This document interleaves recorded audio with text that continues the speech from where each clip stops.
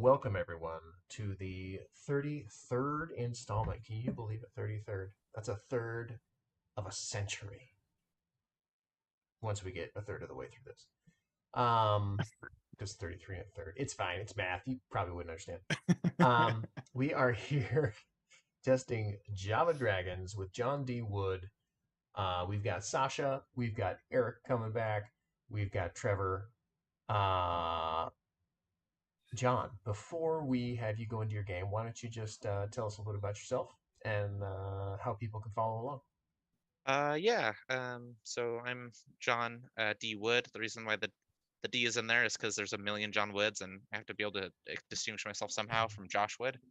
Um, so I've been designing for almost 6 years. I have a game out through Button Shy Games called Making Manhattan, and I have a couple things coming out the pipeline from some other publishers as well.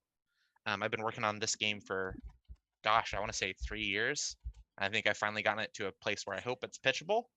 I'm looking to get some feedback today on like if it's pitchable. Um, Unfortunately, my physical version is basically set in stone for now, but I'm always willing to do edits in this version. Um, but I've already got it printed. So yeah, you can follow me on JDW board games, even though I mostly look at card games on Twitter. Cool. Yeah, JDW board games. I talk about design stuff and I rag on Elon Musk. Perfect. Sounds like a good day. Yeah. Sounds like a Tuesday. Trevor? Oh, hey.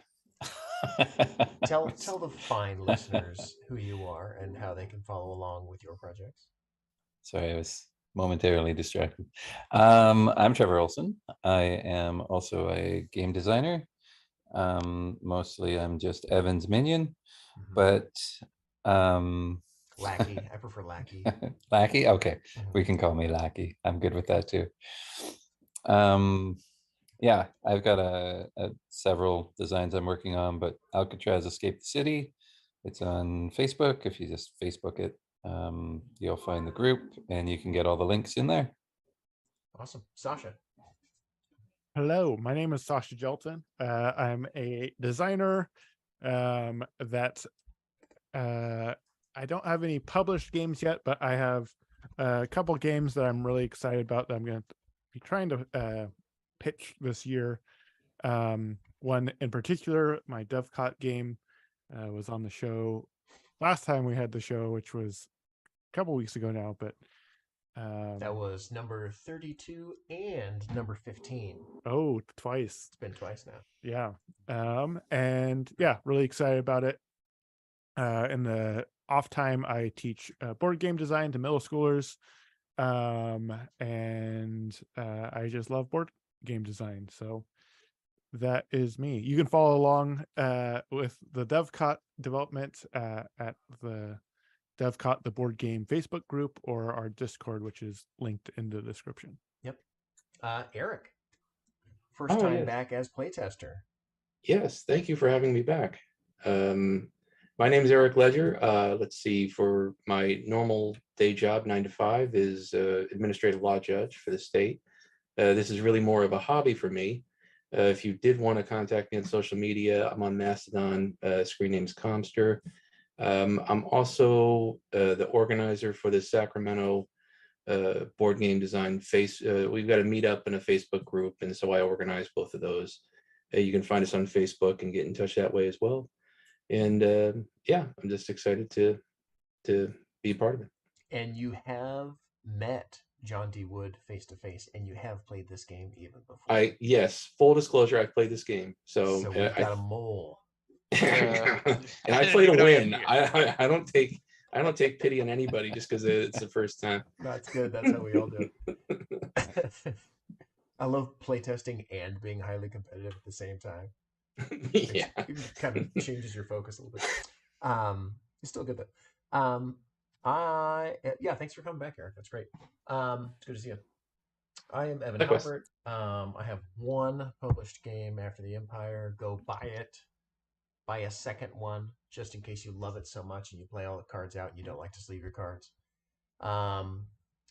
We have an expansion coming out either into this year or next year at some point. But it's actually in the works. The machinery is slowly moving for the expansion. What else? I did a little side game in a little collection of card games called Bah Humbug by Emily Willix. That was fun. She's great. Yep, she's wonderful. And then I just had a really good pitch last night, and hopefully we'll have a couple of other games coming out this year as well. And John, we met at Last Gamma, right? We did, and Gamma's coming up again. It's pitching season, baby. Yeah. Yeah, I've been playtesting like a ton since then. You Nice. played the game that you played ended up getting signed, which is cool. The when I first met you, Nice. so that was good.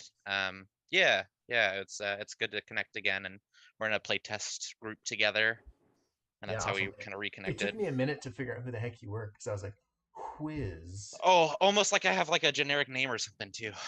Quiz. Who is Quiz? Yeah, that's my. I deeply regret making that my Discord like default name, but it is. I know, It's me back when too. I used to play Dota. It's fine. Mine is Hellblonius, which people are like, who's this? Yeah. Middle school nickname. Anyway, enough about me. Let's go ahead and get into the teach. Why don't you tell us what's going on? Yeah, so this is Java Dragons. Yeah, I've had this game in development for a long time. So hopefully it's not horrible. In Java Dragons, you were playing as human baristas, and you were going to be attempting to roll dice to fill orders for dragons, because dragons want to be awake like the rest of us. So your end goal is to get as much gold as you possibly can. That is the main primary way of getting victory points, is gold. The way you get gold is by filling orders. An order on a card are these numbers here. That is the sum rolled on 2 dice. So, this would be a legal roll because it would be a 5. This would be another legal roll because it'd be a 12. So if you were to roll these things, you could then decide, you could then fill this order at the end of the game. That's going to be worth 1 point for you. And there's a little bit more going on, but we'll get there.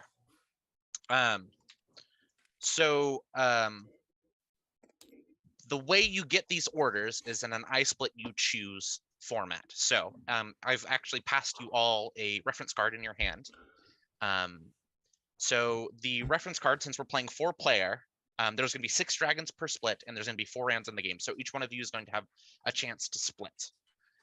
So what this means is we're actually going to flip 6 cards from the deck, and the splitter for the round will try to make it in a way that they think is as equal as possible, because they're going to get whatever's left.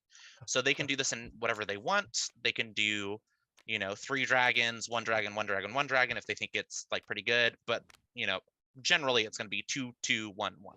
Yeah. But they get whatever's left at the end. So on the back of your card, picking goes counterclockwise, but play goes clockwise. So the splitter, after players have picked their cards, the splitter will get to roll first. You have a default of 5 rolls, which is why that there's a pair of 10 dice, but we'll get to that. And so if this is the split, people can pick whatever they like, and the splitter ends up with whatever's left. Mm-hmm. After you are done splitting, you have a base amount of rolls of 5. So meaning if I had James here, I would have 5 chances to try to roll a 5 or 12. So I have here all these pairs of dice. Every time you roll, just pass your dice to the next person clockwise to keep track of turns, because you are only given a total of 5 rolls right on the top of your card here. It kind of says that. However, some dragons are a little more impatient, like Dragon, the robot dragon over here. So if this was in your split, you would then lose a turn. So immediately before, once you get all of the pairs of dice, you would immediately take a pair of dice and pass it clockwise, because you actually only have 4 turns to try to fulfill this. Think of it as like a to-go order, and that's actually probably what I'm going to do on my next version. It's called to-goes instead. Once again, if you fulfill the order by rolling the number, you get that many points. If you do not fulfill their order, you'll get these flame tokens that are up here. and let's talk about flame tokens. So I've given you 3 flame tokens to start, or you should have 3. If you don't have 3, you can just grab from this bowl here. They are double-sided, so on one side is a single, and on the back side is a 3. What flame tokens allow you to do is they allow you to manipulate your dice. So let's say you're trying to hit a 10 and you roll a 7. You can use 3 flame tokens to go up to a 10. Keep in mind though, this only goes up. Heat rises, so you can only go up with your heat tokens or your flame tokens. However, at the end of the game, for every 3 flame tokens you have, you do get a bonus point. So if you want to push your luck a little bit, if you have a couple more turns, you might want to consider doing that. Let's talk about stats. So each dragon is also, there's the different colored dragons. So there's red, blue, gold, black, and pink dragons. Depending on what type of dragon they are, you actually have a barista stat board in front of you. Depending on whatever dragon you have, if you fulfill their order, you will then go up in stats. So let's go through the stats together. So on the first track, you have strength. So strength is the red dragon stat. Every time you fulfill a red dragon's strength, you're going to go up in that stat. At the end of the round, after you're done rolling, for every strength that you have that are on or have passed, you'll get a flame token for. So if I have if I've moved up the token 3 spots, I would get 3 flame tokens at the end of the round, every round until the end of the game.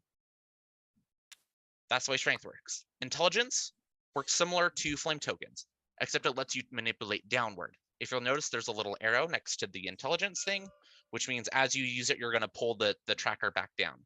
So if I roll a 6 and I need a 7, I could use intelligence. I would go down 1 intelligence to raise my die up to a 7. But let's say I need a 5 and I roll a 6, I could use intelligence to go downward instead.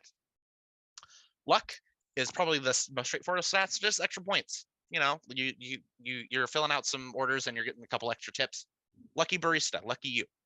That's at the end of every round or at the end of the game? It's at the end of the game. And then wisdom is re-rolling dice. The way it differs from extra turns is you can re-roll 1 or both dice. It doesn't say it on the thing itself. I do believe it says it on the back of your reference card though. There's a little more in depth in case you need a reminder on your if you need a reminder on some of the stats. I might not have put it on there, but you can re-roll 1 or both with wisdom. Once again, you're going to pull that down. Finally, charisma, I think, is the most interesting of the stats. What it allows you to do is for every time you go up on charisma, it basically adds another number. You're allowed to roll on all dragons. So if you're on 1 charisma and dragon, for example, instead of reading a 10, it basically reads a 3 and a 10. If I go up another one, it says 3, 10, 11. If I were to pull up again, it'd be 3, 10, 11, and 7 now. And then finally, the last one is just a point. So there's only 4 rounds of the game. So charisma seems really strong, but the game ends quicker than it would lead you to believe. But that at its core, I think, is the game. Is there any questions before we get started? So the cube will be. Ooh, I need to delete these. Yep. So that my stream doesn't suffer. The cube is going to come off the right side on the final round. I'm sorry, one more time. Which cube? On the player board. If So you make it all the way to the right, would it go off to reveal the final thing? You will not most likely actually push that cube off the board. So, like that final thing, in order to get the final thing, the cube, basically, is it the thing that you can see that's behind where your cube is at, or the thing that your cube is covering is what you actually get? The thing that your cube is covering, and or anything that you've passed previously. Okay, so are they like see-through cubes? No, but that's because I'm just a bad graphic designer. Okay, got it. So, yeah, I mean, I probably should have put it underneath the tracks or something like that. Okay, got it. But yeah, so like if you move 1 on charisma, you basically get to add 3. You just pick it up to check it real quick. Okay. Yeah, you know. Got it. Such is life. Got it. Okay. So on your player, on your reference cards, one of you actually should have a first player card. which is funny that I gave it to Eric because he's actually the most experienced with the game. It was totally randomly done. So you would for Rigged. the start, yeah, Let For the the s- accusations fly. yeah. So yeah, so I just shuffled them up, dealt them all randomly, and then Eric happened to get it. So he will be my first splitter, and then Trevor, you'll be the first splitter and going into the next round. So what Eric's going to do is he's going to draw 6 cards from this deck, and he's going to make a split that he thinks is fair. And Sasha, you're going to be the first one to pick from the piles that he makes. Ooh, Cool. I get the best choice. hmm And I Supposedly. get nothing. Yeah. Well, you get All the right. Let's see what we're doing here. Put them all in one pile. Yes. No. That sounds like a bad plan. Mhm. I'll do it for you if you do it for me. He will not. Collusion. He will not. Yeah, what do you got against collusion in this game? I don't like it. Lying. Yeah. Well, I do have a rule that says you must make as many piles as players. So There Okay. you go. you know, There Zero you does go. not count as a pile. yeah, correct. You need at least Mhm. someone's order to fulfill. Collusion. I'm trying to figure out what I'm going to get stuck with. So I think I'm going to go. Yeah. All right. There we go. That's the cut. Okay, Okay. interesting. Were you gonna say something? No. So you could get like Boy Howdy the Cowboy Dragon, or Mhm. Drew the Chess Dragon, and there's Elizabeth Mad Science Dragon. So I tried to inject a little bit of theme in what could be a fairly lifeless game, but Okay, got it. So the heat that is written on them, what does that mean? so those are flame tokens. I gave you 3. They let Uh-huh. you manipulate dice up. Yeah. If But you was it if okay? if you bust out of like let's say after your X amount of rolls that you have, you Mhm. do not make that dragon's order. Mhm. That dragon will go away, but in a fiery huff, they will leave those behind, and so you have a little bit more Okay, so mitigation you next round. got it. Okay. That's consolation if you fail. Correct. Cool.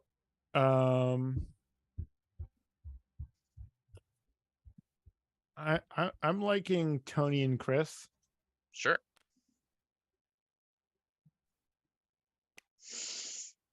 Now it's Evan. Oh, it's me? Yep. Mhm. I will take the other 2-card stack. Because that sounds like the best play. I don't know if that's true, but that's what I'm going to do. So one thing that I'm not clear on, John, is when all of the icons on the card activate. So this one has +1 charisma. Is that what that is? Yes. At the So top? once you fulfill their order, you would raise your charisma by 1. Okay, so the charisma will raise by 1. If I don't fulfill the order, then I will get the 1. Correct. And if I do fulfill the order, this does not Correct. happen. This is just for flavor. I'm Yep. assuming this Yep. is nothing. And the color, right? And so I would get 1 charisma and I would get 3 gold. Correct. And I do that by rolling a 10 Yes. Correct. in Yeah. 1 less turn than I Right. normally would. So Right, I've so got you would 8 get- dice to use. Correct. Okay. Think I've kind of got it. And when you say 1 less turn, like I'm gonna roll 2 dice 4 times. That is my turn for Correct. this if I were to take this card. Correct. Okay. And this one I could roll a 4 or an 8. Don't underthink it. I just want to make sure I'm understanding it. All right. I think I will take this one. You fell for my plan. I should take this. You've given everything away. All right. So I'm first to roll, correct? And I'm -1 turn, so I'm tossing those 2 away. Yep. So you're gonna give them to Trevor because Trevor will be next to roll because you play clockwise. Right. All right. So rolling 8. I'll go for another. I'm not going to use flame so quickly. 6. Should have used my flame last time. 10. I got it. It's mine. All right. Charisma goes Grab up the 1. card, raise the thing, and And now three three- is always a success. 3 gold. And you get 3 gold. Mhm. Oh, it's let's see how it is. And what does his charisma do for him again now? Other So- than him being so charismatic? So every dragon is now willing to take an order on a 3 instead of their normal number. So meaning if you had Andrew here, you could roll a 3, a 4, or an Yeah. 8, and all would be Okay. valid Yeah, to he's fulfill like, the order. You'll eat So what we're I talking give about you, the and you'll number. like it. Correct. No soup for you. All right, and then it's my turn. Mhm. All right, so I automatically am passing 2 over to Evan. Correct. Whoa. Now we don't do the whole split thing until everybody's rolled the dice, I'm Correct. assuming, and Correct. tried to solve their cards. And if I can't get this for whatever reason, I will get a flame token, Correct. and it will just go somewhere else. Okay.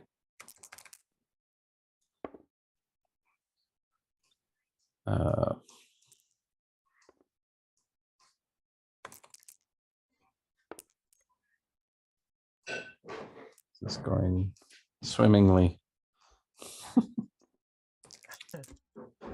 Dragons don't swim. All right.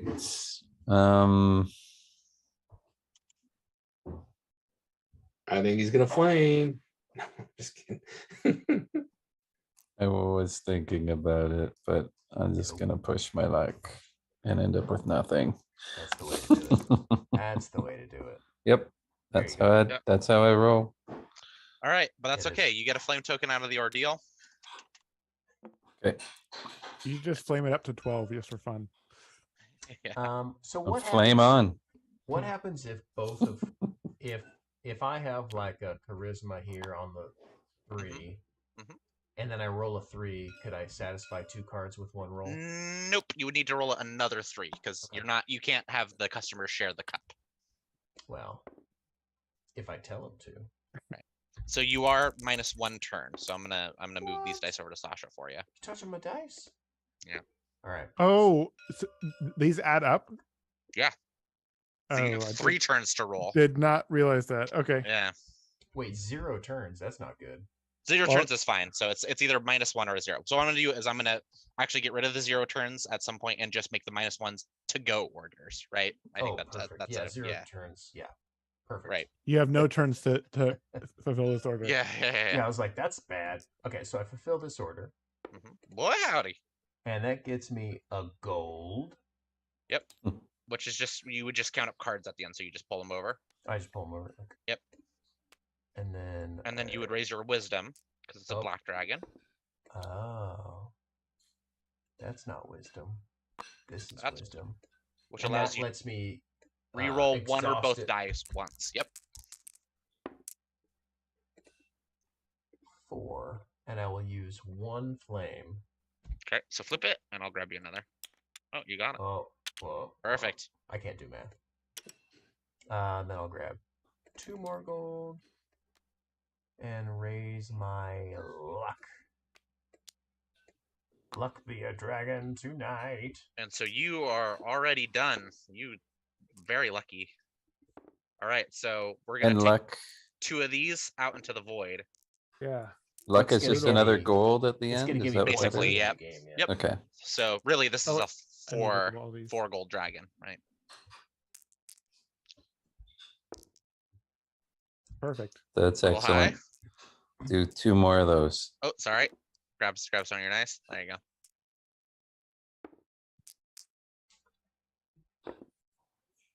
Okay. Close enough. Close enough. Okay. Whole lot of nothing. Oh, you get 4 flame though. You get 4 flame. Yep.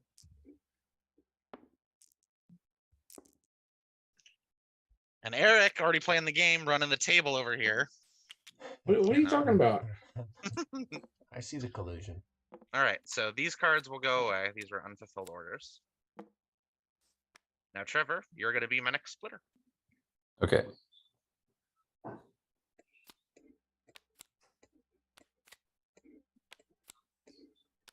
Bam. I'm gonna actually, for all the people that were bugging me about turning my head to the side, I'm gonna turn my screen this time so I don't do that. What's wrong with turning your head to the side? That's for you, Justin. In case you're watching. I was doing this a lot in like the first feed. Oh yeah, I was yeah. doing this a lot because I just didn't want to move and spin the table and then go back to where I was. So they're like, you can use your mouse to move stuff around, huh? I'm Oh, like, I'm too lazy for that. Actually, Trevor, I don't like your posture. Could you sit up a bit more for me? no, this is me sitting up.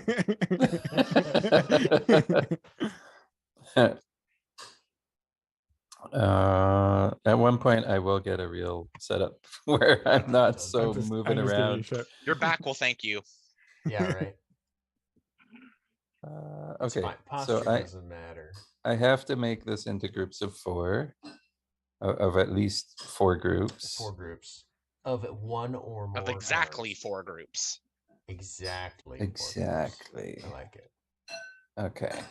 No 5th group. Yeah. No donating. Yeah. Is this the caffeine symbol? I believe it might be actually. What? If it's not, I have some work to do. Sorry, I'm nerding out. I'll have to cut the stream and It's definitely like remake a it. phenol of some kind. Yeah. I don't know. It's been a while since organic right? chem. Yeah, me too. Organic chem's a while back. Okay. Let's see. So that's that.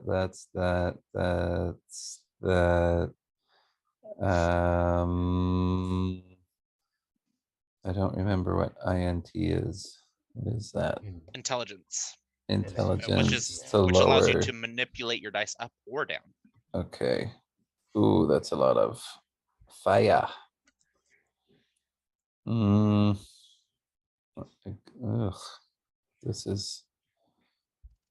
That's ew.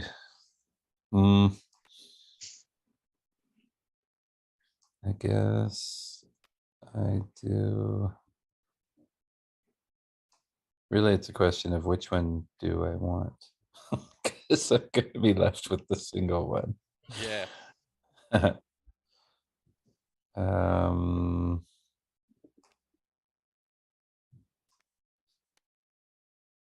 Well, that's a lot of fire.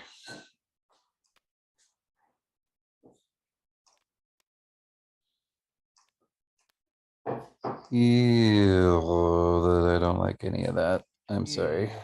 Yeah, it's all good. This is where like the meat of the game is, honestly, So. Okay. I think is what I'm gonna do. All right. I'm first to pick. Mm-hmm. Okay.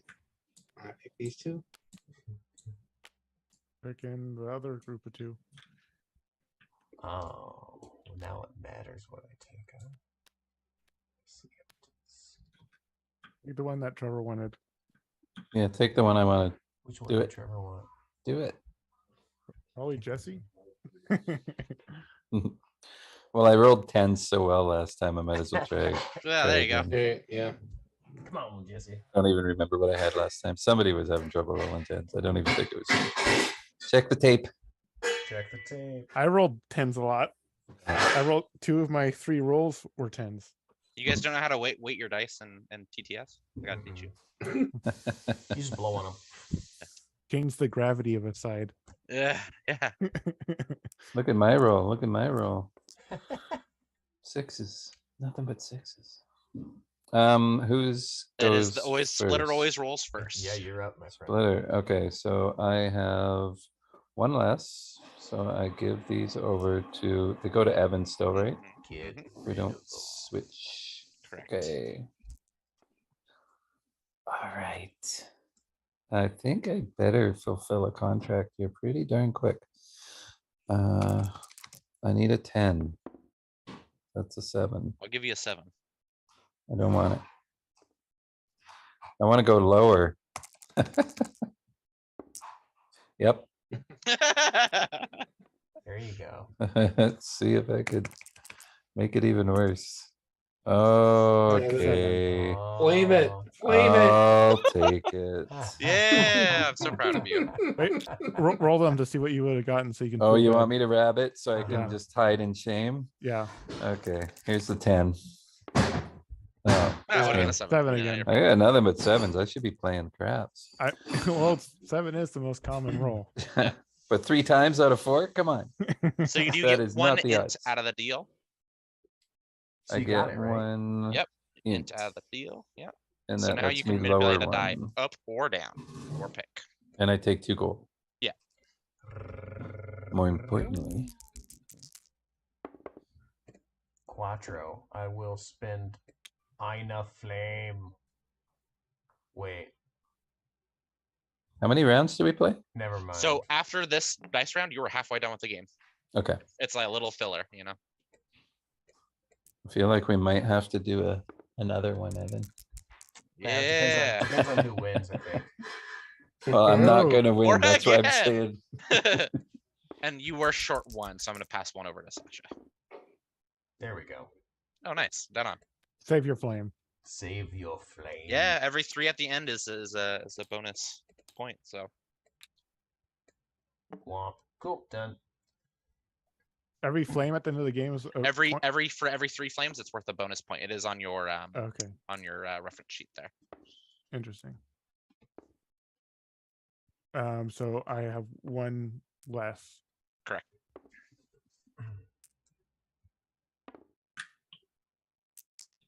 A few things you can roll there. That's not one of them. I'll spend 1 to do Corey's Sure. luck. Yeah.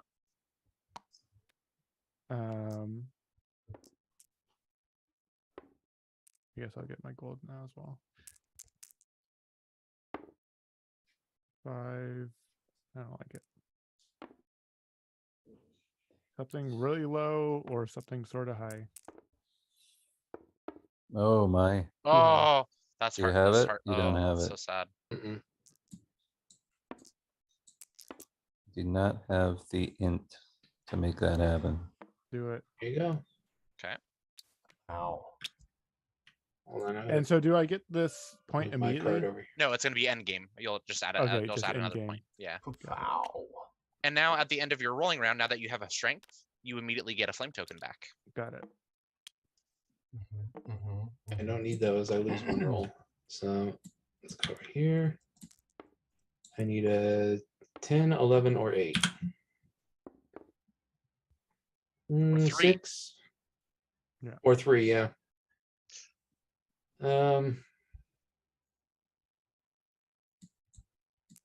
Press your luck.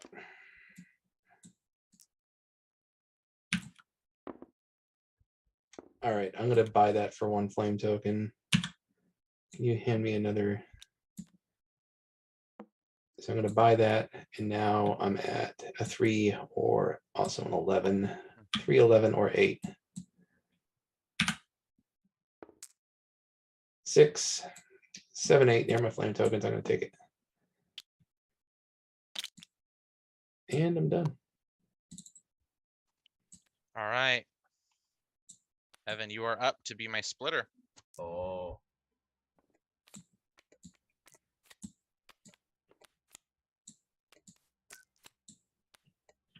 I shall split them thusly. Blind split. It's a fine split, I say. It's a fine split. No, blind split. Mhm. Oh, I should have. Face down. What do I care about? Do I care about anything in life? 3 in 1 pile. Do it. 3 and 1. That'd be such a bad idea. I love it. So I'm choosing done it before. first, right? What's the worst that could happen? I've done All- it before. All sometimes, minus like, if you 1 really wanna- turns. Yeah. Yeah, 2 turns where they can like fulfill 3 orders, but they feel like they have to take it. I mean, Ooh, that's what not good. are these? And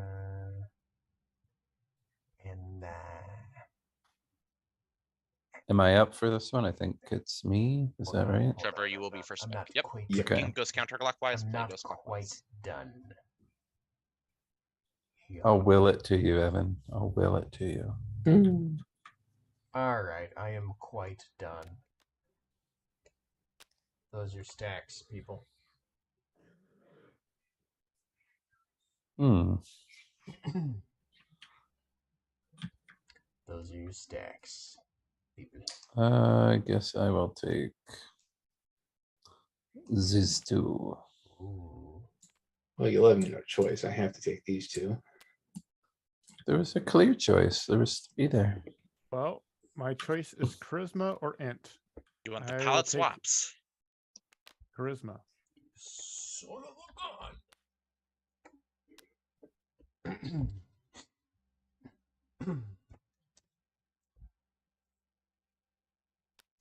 All right, Evan, you're my first roller. Oh, Splitter that's goes me. first. Sorry, I was Yeah, that's all good. making notes. Okay.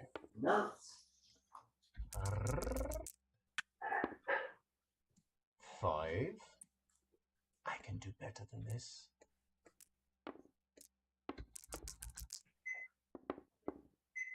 I Wow. can do much better than this. Actually, I'm gonna add. You got a one, 3, I'm gonna don't add you? one flame and get it done. Yeah. Yeah, there you go. All right, that's it.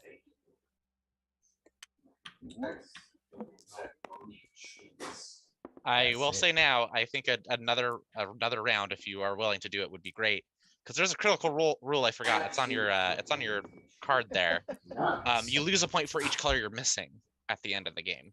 Ah. So That does sound critical. yeah, Each color you haven't moved the cube for, essentially. Or is it well? But some cubes you move back. yeah. So, is it So Evan, cards that you've got? right now you would lose 1 point What? because you're missing strength. Oh, but everybody else would lose less than me or more than me. More than yes, Oh, correct. so I'm fine.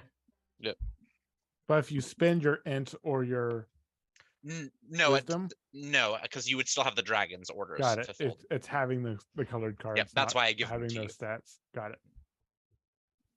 Also, less components. Okay.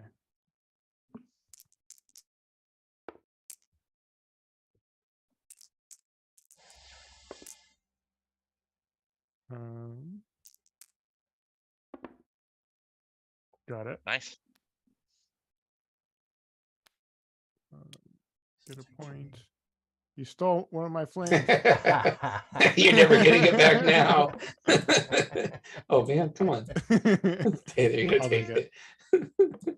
All right. My go. It is totally rigged. 3. I get to Wow. take either one. I'll take this one because the other one has 7 or 8. Wisdom goes up 1. All right. Next. 6. I'll go ahead and use one of my intelligence.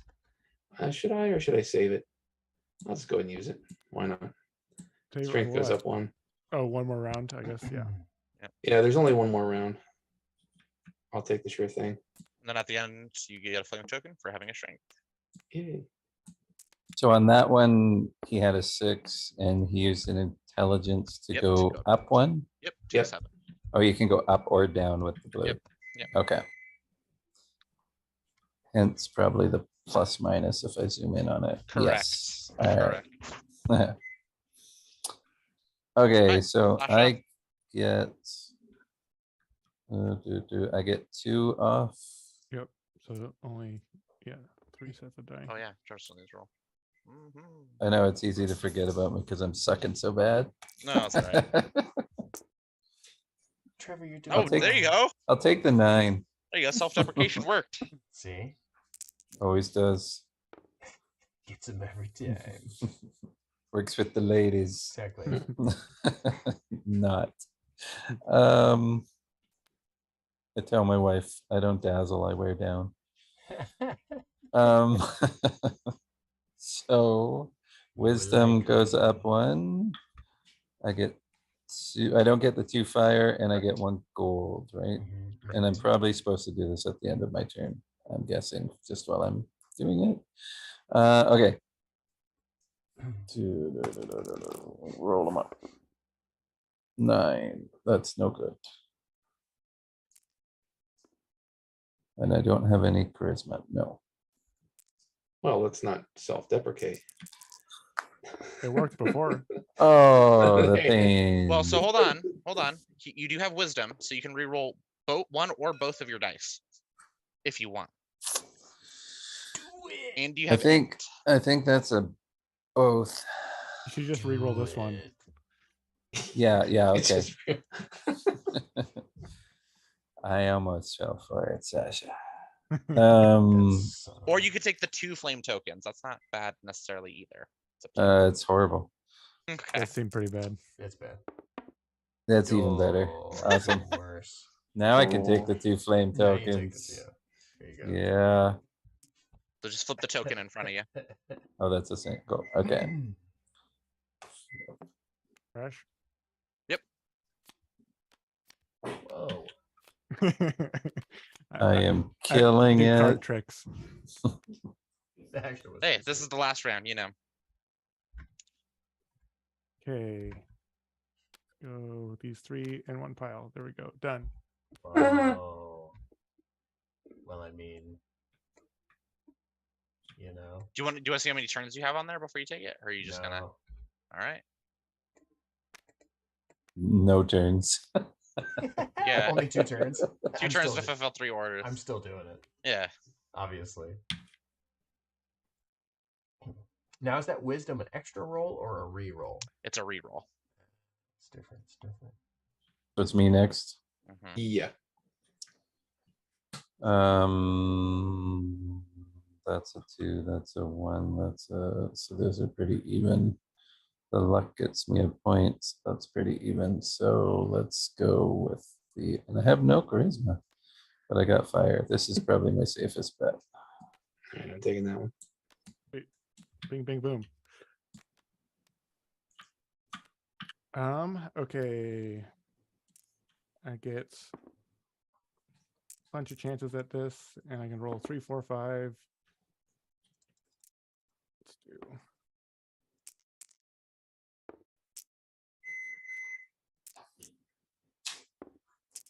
There you go. Yeah. Nailed it. Easy. I feel like Sasha's cheating. So now you get 2 flame tokens at the end of the round. At the end of your turn. So you would just flip a token. All right, I get 5 chances. I need a 3, 5, 11, 12. 5 done. 5, there you go. There you go. Cheese people. Cheese people? And I have 0. So 9. I guess I'm gonna It is the do last my, round. I get nothing for this anyway, right? Correct. Correct. Yeah, there's no point in me not taking it. Yep. 2 rolls. And then you do get a flame token, which could matter. I get 2 rolls, people. I do get one for that Yep, one, even yep. though, Because at the end of the turn, you have a strength. There's Oh, a I see. 7. for that, not for the Which- card. Isn't Okay. useful at all. Reroll.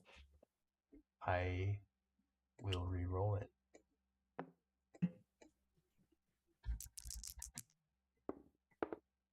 There's a Wow. 2, which I will use my flame token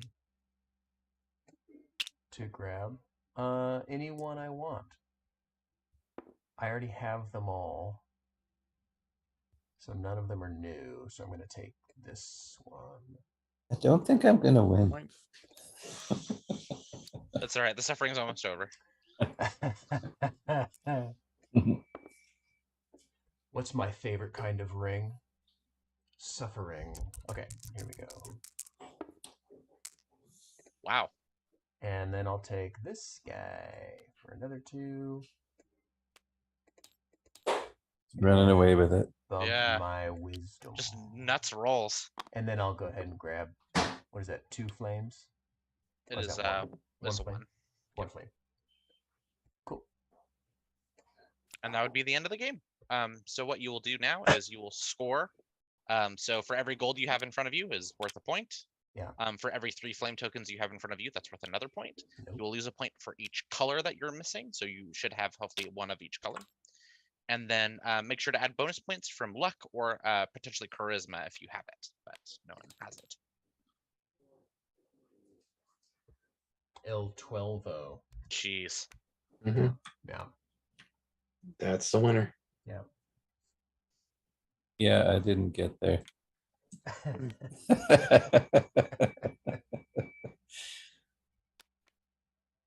My penalty was a third of my points. Yeah. Kick them all, he's down. Kicking That's right. Molly's down. Long in the corner. Well, what do you guys want to do? Should we play again or do feedback or what? So, Yeah. how's You it could going? give me some feedback if you think that there's something that we can implement in between, like something that you would like to see or whatever, and then we could try it like that way. Like, so like let's say because let's say Trevor didn't fulfill all of the orders. Maybe you could still keep the orders that you didn't fulfill face down, and so you don't get kicked for not having colors, because you still like tried to make, you know what I mean? So like let's say you didn't fulfill a gold dragon's order, you would still, this would still count not negatively to your score. Does that make sense? Mhm. 'Cause that's what I was kind of thinking about as we were playing. Alternatively, we could just play it again without that. It's up to you. You know what I mean? Mhm.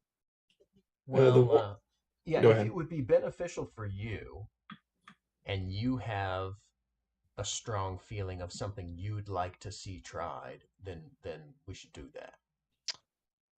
Okay, so I do have a feeling that if you don't fulfill a dragon's orders, you shouldn't get kicked as quite as hard as Trevor did, where you still lose points for not getting the colors. Right. It's kind of a lose more situation. Like not only you're losing, Yeah. you're also losing again. Yeah. So Yeah. I think, like, let's say if you had a gold, if you didn't fulfill the order, you would just flip it over, and then at the end of the game, you just wouldn't count these points, but it still counts as a gold. Does that make I was sense? going to suggest something a little bit different, but along the same lines. Right. So go ahead. Instead of it being a negative point for a color missing, why not turn it into a positive if you can collect the whole set? So I did set collection for a lot of it. Okay. For a long time, this was set collection. I'm not against it, but Why did you I guess take you it could out? like shoot the. What ended up happening is with the set collection, people then wanted, well, if you have, people wanted incremental steps. Mhm. So like, oh, what if I have a pair of colors? What if I have three of a kind of colors? And I don't think that this game necessarily wants that. I think that's a little too. I kind of just like some quick scoring because the game is fairly short, And then so I also tried it with like having all like if you have four of the same color, you get points. You do whatever. And then what I kind of just settled on, I want you to have a variety if at all possible, but not necessarily. Like you could, but I kind of want you to be willing to run up the luck track, because the luck track will actually counteract the loss of points, right? Yeah. That kind of thing. So, I'm of two minds of it. I think it's, yeah, I don't know. The only thing I would say, oh, sorry, go ahead. No, go ahead. Go ahead. So we're playing a 4-player game. If Mhm. everybody's doing perfect strategy and doing a 2-2-1-1 split, and we all get all of our rolls and we get everything, then we would be expected to get 6 dragons every game. So it would really, I mean, I'm trying to think, why would I be incentivized to go up the luck track to get 1 point when in doing so, I'm not getting the other colors, which is going to be a subtract 1 point. Right. And that's where I kind of saw that little issue. Yeah, I mean, my main feedback about this specific thing is why do we need to be penalized for not getting specific colors? To kind of encourage you to pick maybe not like the most obvious dragon always, right? Like maybe you'll take a 2 money dragon as opposed to a 3 dragon because you need the color. Does that make sense?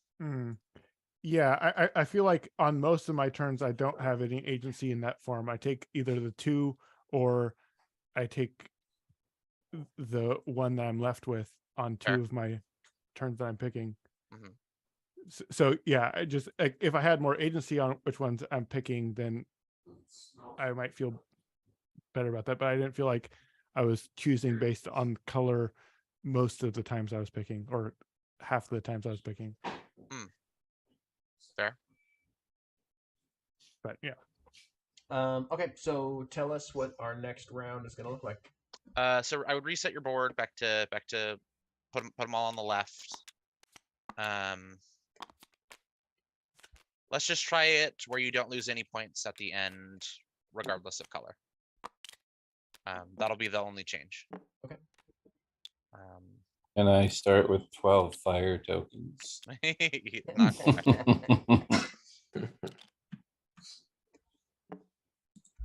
I still wouldn't win. Hey, what happened to if there's a luck in the game, you will lose, Evan? What the hell happened to that? He's using it all in this game. I'm using it all right now. Well, you jumped in and jumped in front of that for me. Oh, it's like something that hits one person. Yeah. Trevor, I bring it. I'm a cooler. I got it. It usually hits me, but this time, All right. Evan, you don't start with 12 points, by the way. And Or that many we'll see. fire tokens. I'm pretty sure John said Oh, it that is this 3. time I'm Oh, starting. With 12. well, yeah. It is Yeah, 3. absolutely. He said that we're not doing the negative points, and Evan starts with 12. No, we each start with 12 points, and everything is negative points. That's right. It's an experimental It's way called to play. Countdown Dragons. That's right. Who starts? Evan, you won. Yeah. Yeah. I was going to say, I believe the term is Imagine Dragons, but no. We got it, buddy. Imagine all the dragons wanting coffee if they can. Okay, let's see here. Wodar. So we're going to stack up some -1 turns. There we go. Looking turn? good. No, it is Trevor's. Sorry, It's I was making a note. counterclockwise. Actually, I'm My going to bad. swippy swap one of these. Sorry. Oh, yeah, now that you know. Swippy swap. Alyssa, you switch for Tony. There we go. So, are these couples? Yeah. I mean, I didn't ask. A lot of these are people I know in real life, and so Mhm. that was a very weird statement. It's like, that's a weird thing to think about, I guess. I'm shipping them. I'm shipping Tony Yeah. and James. Yeah. I will. Yeah, I think I'll take these two.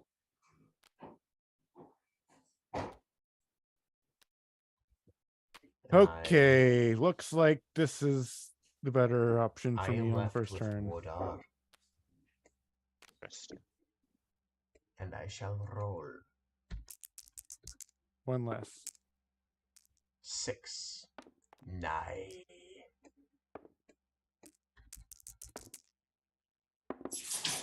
12. Oh, that's the worst feeling. 9. No, I felt pretty good. Yeah, to be fair, he Oh, didn't I'll take roll that. last I'll round. take That did 9, not man. feel good. I'll take The that. flames are coming.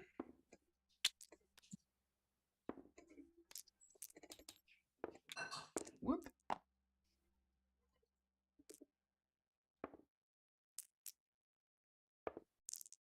There you go. Got it.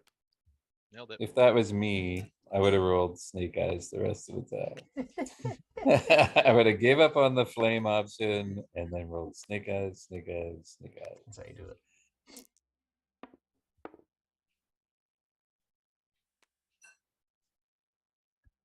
Uh-huh. Just roll an 11. Yep. Pull that right out of your ass. Yep.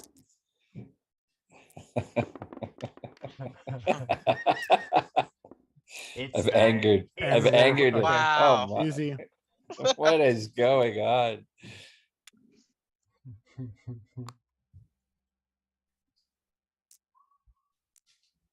Okay, now it's my turn to. Oh no, Trevor has to roll, and then it's mine. Mhm. That's Trevor right. has to whiff. and Trevor then- and does then you still get have to take a turn. I mean, we could just skip. He's gonna miss all of Okay. them. So We Eric, know you're, this. Eric, you're missing something. I'm missing. You're Am I missing missing? something. 4, Your strength. 5. I took my strength. Yeah, You get a flame token at the end of your roll. Oh, sorry. I thought it was at the end of the round. Okay, It ends up being the so same thing because you can't really. I have several Right. numbers I can hit. I've got 6 out of 12 to hit. Well, you just rolled a 9, didn't you? Let's see what happens. Yeah. So you're saying fine. how many you can hit. You're not saying how many you can miss. There we There you go. go. Look There, at oh, that. yeah, it's a hit. Proud of you.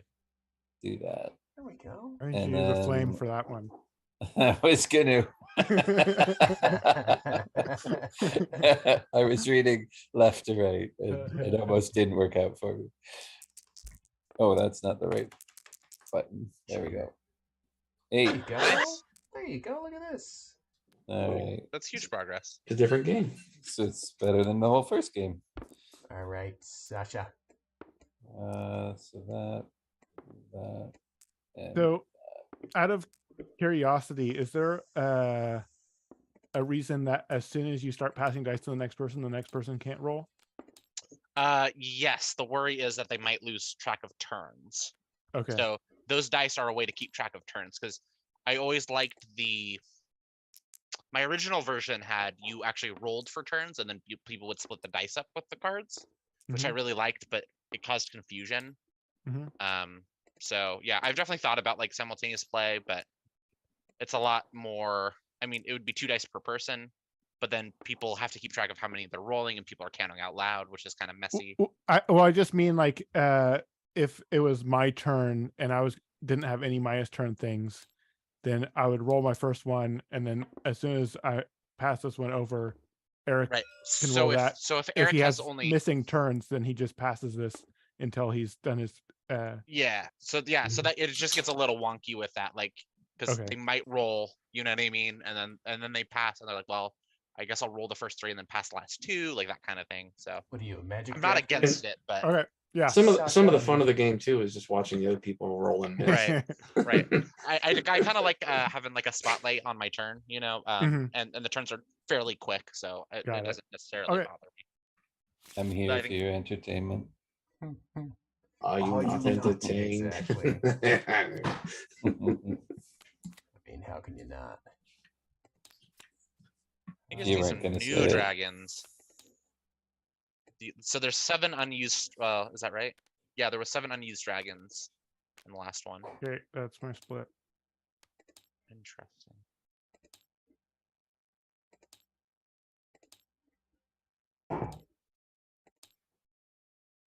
Hey, drawer, you're first to pick. Oh, I'm first to pick. Okay. Yep. Nope, I'm on it. What are you talking about? I'm on it. Is that a 3 stack? You know Yep, I'm doing 3 it. stack. Give me my 3 stack. You know I'm in. I got so many outs. 2, 3, 4, 8, 10. No big deal. Oh, guess I'm taking this wrong. So there's nothing for getting multiple colors. Yep, nothing. Okay. Absolutely. Nothing positive, nothing negative. You get a warm feeling in your heart. Yeah. Oh, like this flower over here. Oh, that's just angina. Okay. That's palpitations. Wow. Wow, 2 snake eyes in a row. Very impressive. One more. There you And go. Flame it. Uh, Flame it. There you go. That's my turn.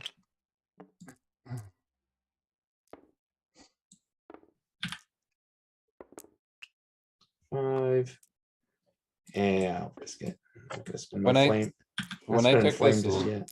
when I took this look, 7. should I already count it as on It's here? up to you. or- I usually count it at the end because, like, in Okay. person, all you do is just count your cards that you got, right? Like, Right.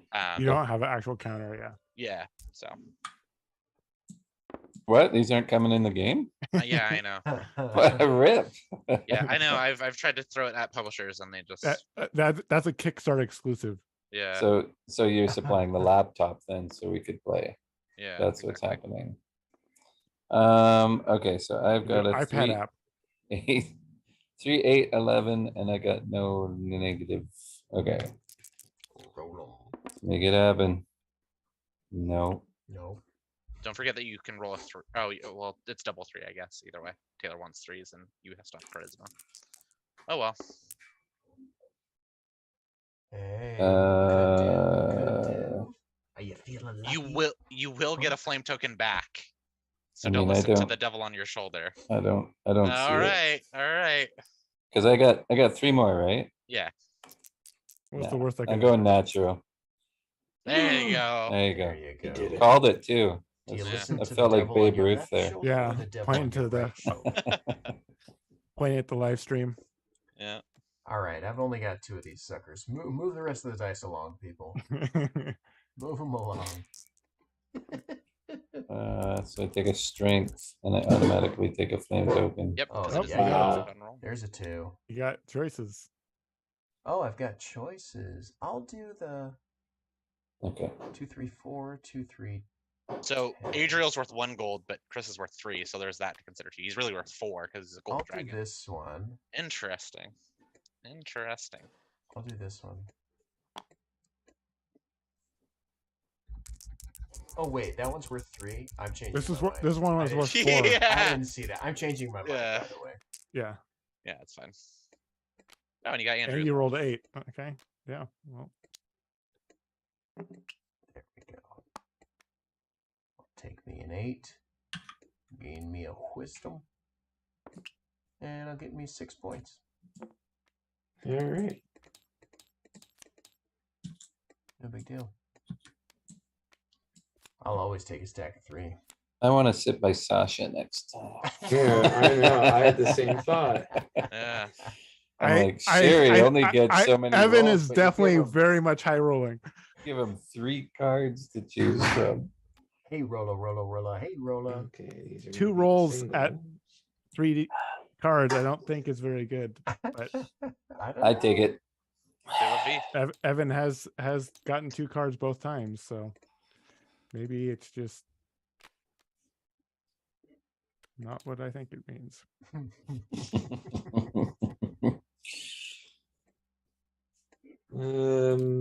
That's it. This is not the droid you're looking for.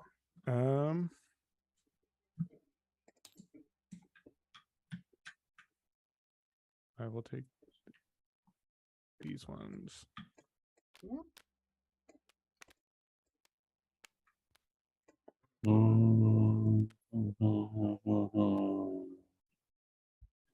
I guess this is better chances. True. All 5 right. and a 9 are likely to come up more than a 10. There's the one I can't use. It probably won't happen. 8. There you go. There you are. Do I want to take it or do I want to risk it? I'll take it. 2 flames. 2 flames out, 1 flame back. You've got 5 Yeah. flames? I would have took it too. Yeah. Okay, how many turns do I lose? 1. Oh, 4 flames.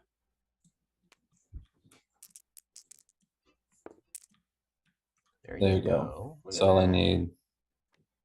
Done. Love is all you need. 1 chagrin. Alrighty. Pass that last set right along. 3. Alright, so we got a 6, which I will let it pass me by.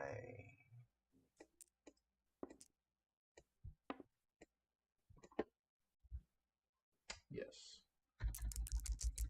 Eric, you forgot to do your end of turn steps. I've Oh. got an 11. No, which no, I remembered. I used 2 flame, then I took 1, but I took 1 back, so I only put 1 flame in. I will use You didn't my raise your stat. intelligence. Thank you. Yeah, that's 7s on everything. Yay. And your money. Ah, sure. Here we go. Not that it matters. I need an 8, baby. There we go. Oh Okay. my gosh. I've got 9 Wow. points right now. Who wants to go to Vegas? I'm feeling. I'm going to Vegas next week. How about Yeah, let's Dice go to Tower Reno? West. The Dice Tower West. You might want to give Reno, give baby. Evan a shotgun seat. Baby. Oh, yeah. That's it. Take them. Goes to. Oh yeah. Final still round have of the to game. Oh yeah, Sasha. roll. So Richard is done. Like Oh, magic. is this the final round? One more. One more. Eric has to split. Wait, I just rolled these ones. Get out of here. There you go. Wow. Okay.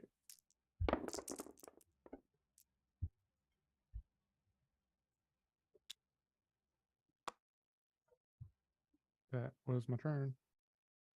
Okay. Wait a second. I thought I just split that round. You Yeah, did? so it's Trevor. Oh yeah, Travis Yeah, split. Yeah, I'm very confused. Yeah.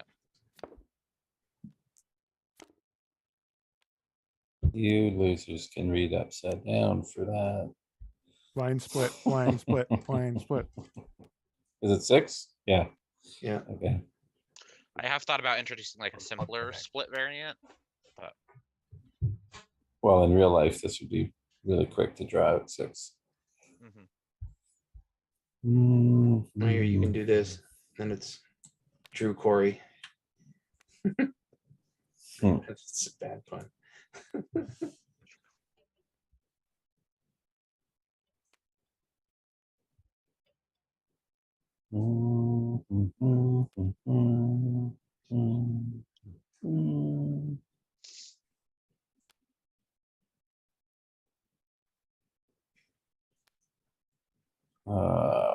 That is not great. Guess.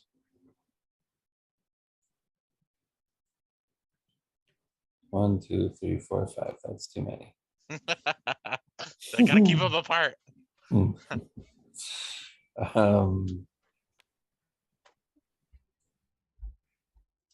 Yeesh. What do I want to do? Sorry. I don't really want to do that, but I don't want to. That's the same thing. Give one to John.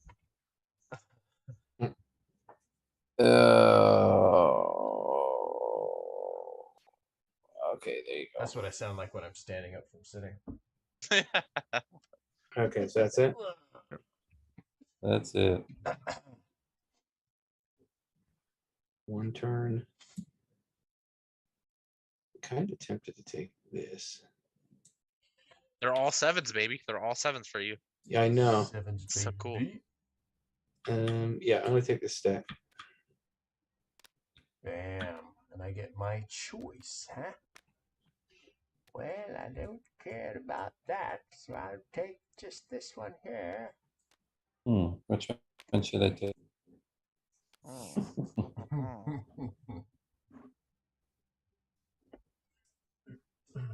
Splitter rolls first. Trevor. All right, so I gotta take to Yeah. have those and this online. Oh, did I go the wrong way? Sorry. All right. I need a 3, 5, 10, or 11, right? Yep. That is correct. How about an 8? But you I don't get like three it. 2 different ways. I don't like it. You can get a 1 or a 2. Pass or, them along. Or a 2 and a 1. All right, Yeah. pass them along. Let's see how bad I can 3 get. the hard way. 3 and 1 falls off the table. Yes. How about an 8? 8, 8, 8. This feels very reminiscent of game 1. Yeah, but I got What's the worst 4 I count? flames. What's the chances I You're gonna can't get two make 4? 12s in a row. Yeah. Oh my gosh. Oh, He called it. Oh no! Disaster. 11 or 12 and I'm dead. All right, awesome. No, 11's good. Oh, 11's okay. Oh, there you go. Look at All that. right, so that's what I wanted. It Get saves me paid a off to point. wait. You I'm so saved proud of you. saved a flame. It was only a 12 that would hurt you. Yes, and I was waiting for 2 back to back. Look at that, most not improved. Good I odds. love it. Let's see. I've got -1 turn. And here we go. 2, 3, 4.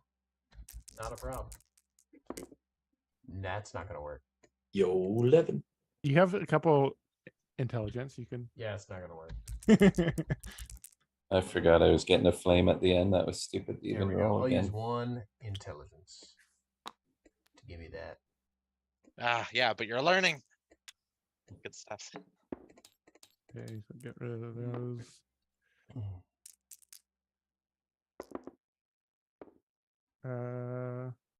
Oh, I should have gotten a flame at the end of my last turn. I forgot. I don't buy it. Check the tape. Check Let's the see. tape. 7. Is this the last round?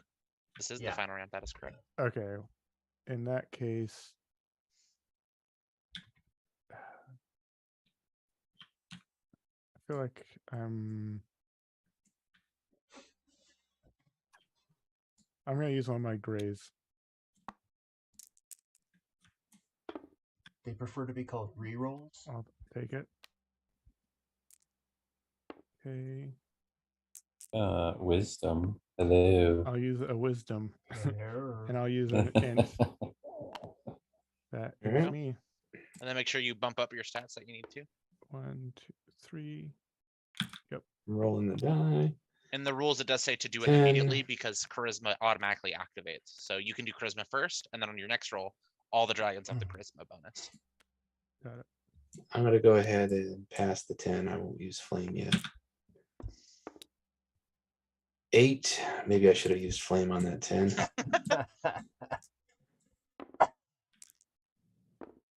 7. There you go.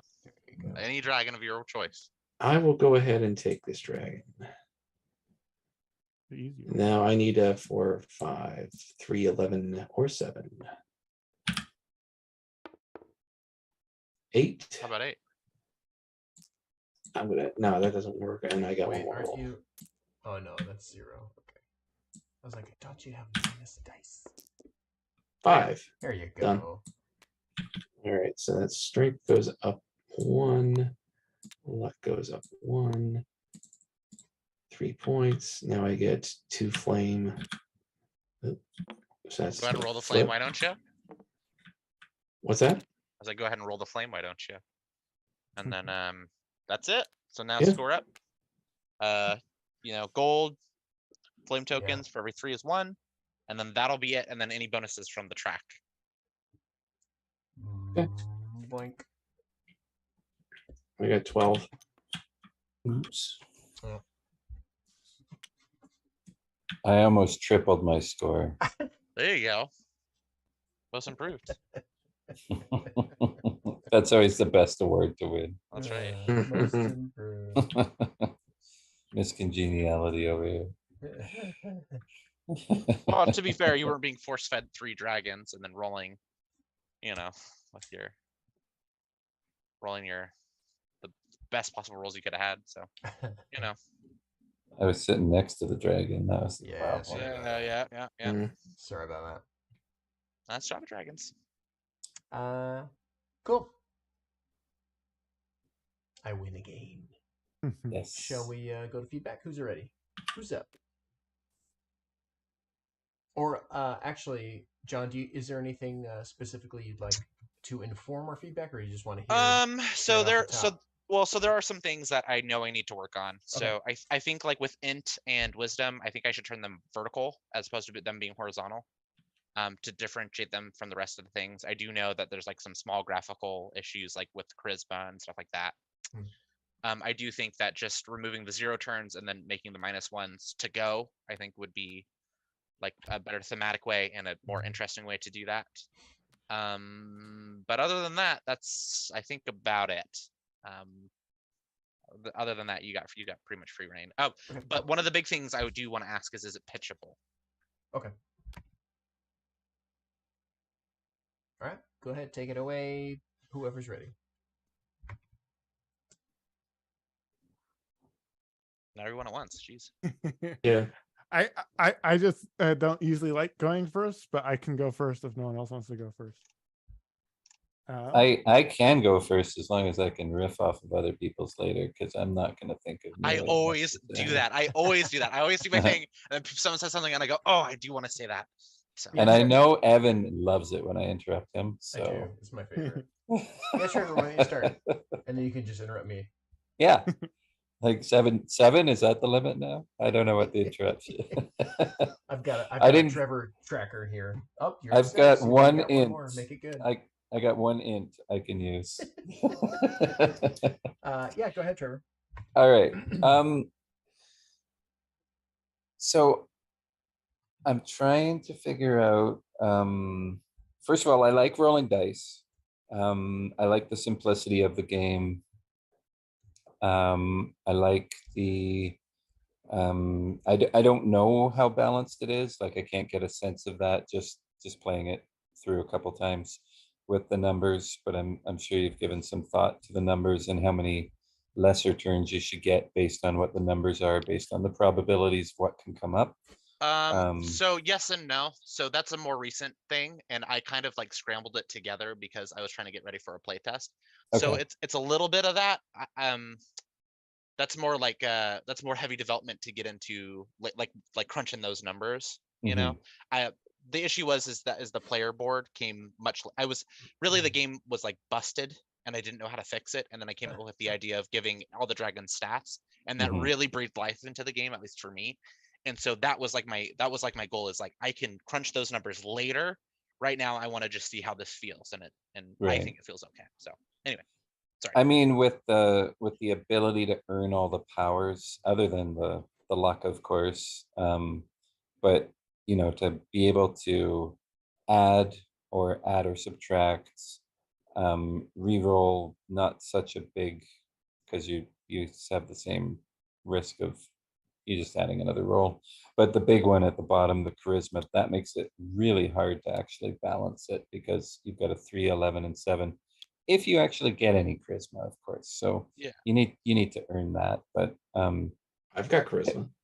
it does make it hard to. But just on the cards, I mean, you know the percentage of, you know, what out of 36 you have to roll a 3, what out of 36 you have to roll a 5, and out of 10. So that balancing, I don't think will be too hard on the cards. It's just a matter of how this factors in to balance that.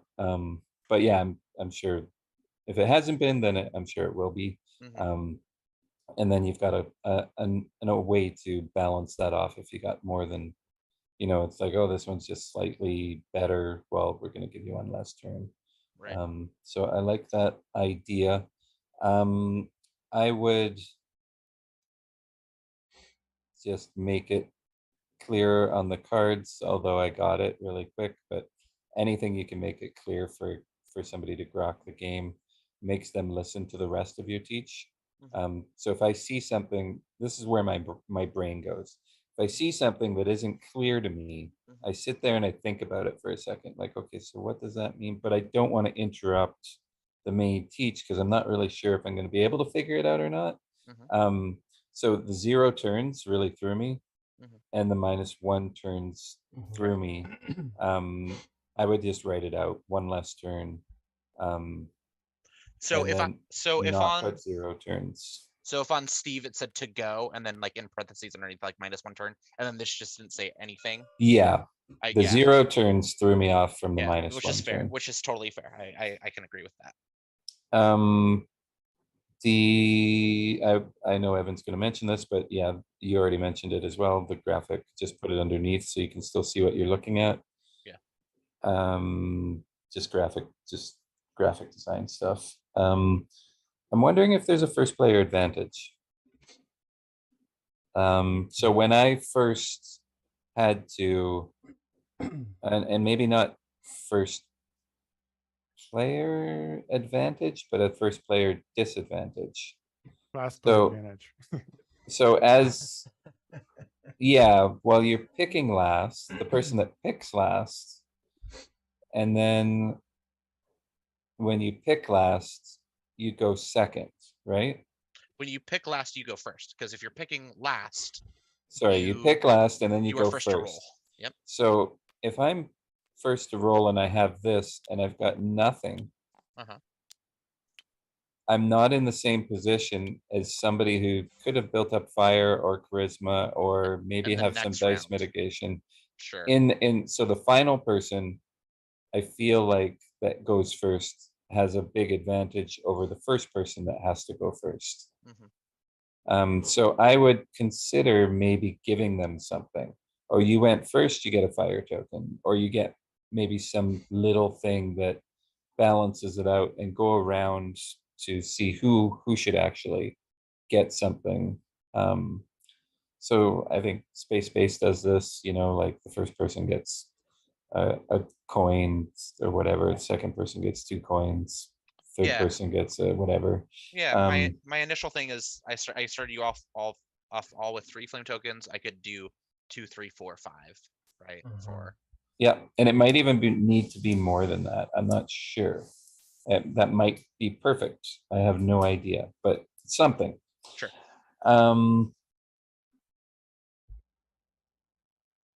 That was that one. I want more ability to mitigate the dice. So I kind of want to start off into this already. Like not the points, obviously, but anything that can mitigate the dice. I kind of want to start off with one. So you've already given me a fire. I kind of want to have something more to mitigate the dice because it just feels really lucky. And I know that's not going to make me win, but at least it's going to make me feel like I've got a decision to make to mitigate the dice or not mitigate the dice. Sure. The just another graphic design thing is strength on the card.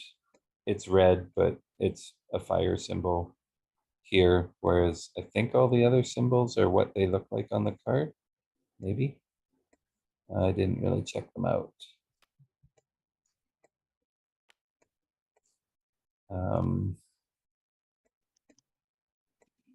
So the luck,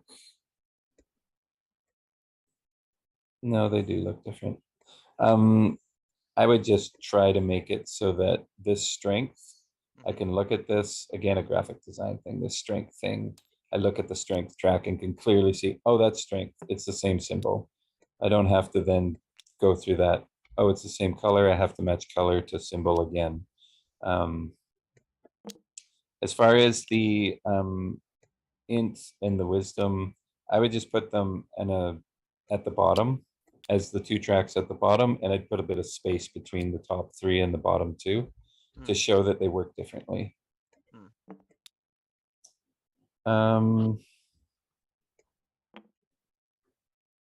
The I split you choose didn't seem like it was a huge, the making the I split you choose took a little bit of thought, but it didn't seem like there was a huge choice between the I split you choose, because really there wasn't an ability to get, if I'm splitting and then Eric goes first, there is no way Eric's influencing what I'm taking. He is going to take one of the best 2, and Sasha is going to take one of the best 2. And if it happens that all 3 are really good and the last one's not, all 3 of them are going to leave me with the last thing. So I would like the I split you choose to be somehow more equal. How you do that, I don't know, but I'm just telling you how the feeling was. Sure. Didn't feel like the I split you choose was super interesting in that it actually had any, it was kind of obvious to me. That being said, I know Sasha did set up 3 cards. So how you're setting them up may be a little bit different. But of course, when Sasha did set up the 3 cards, Evan took it every single time. Yeah, So yeah, give them to me. so yeah, I'm not sure what the solution to that would be, but the feeling was it didn't feel like it was super super close, which is what I would like in an I split you choose.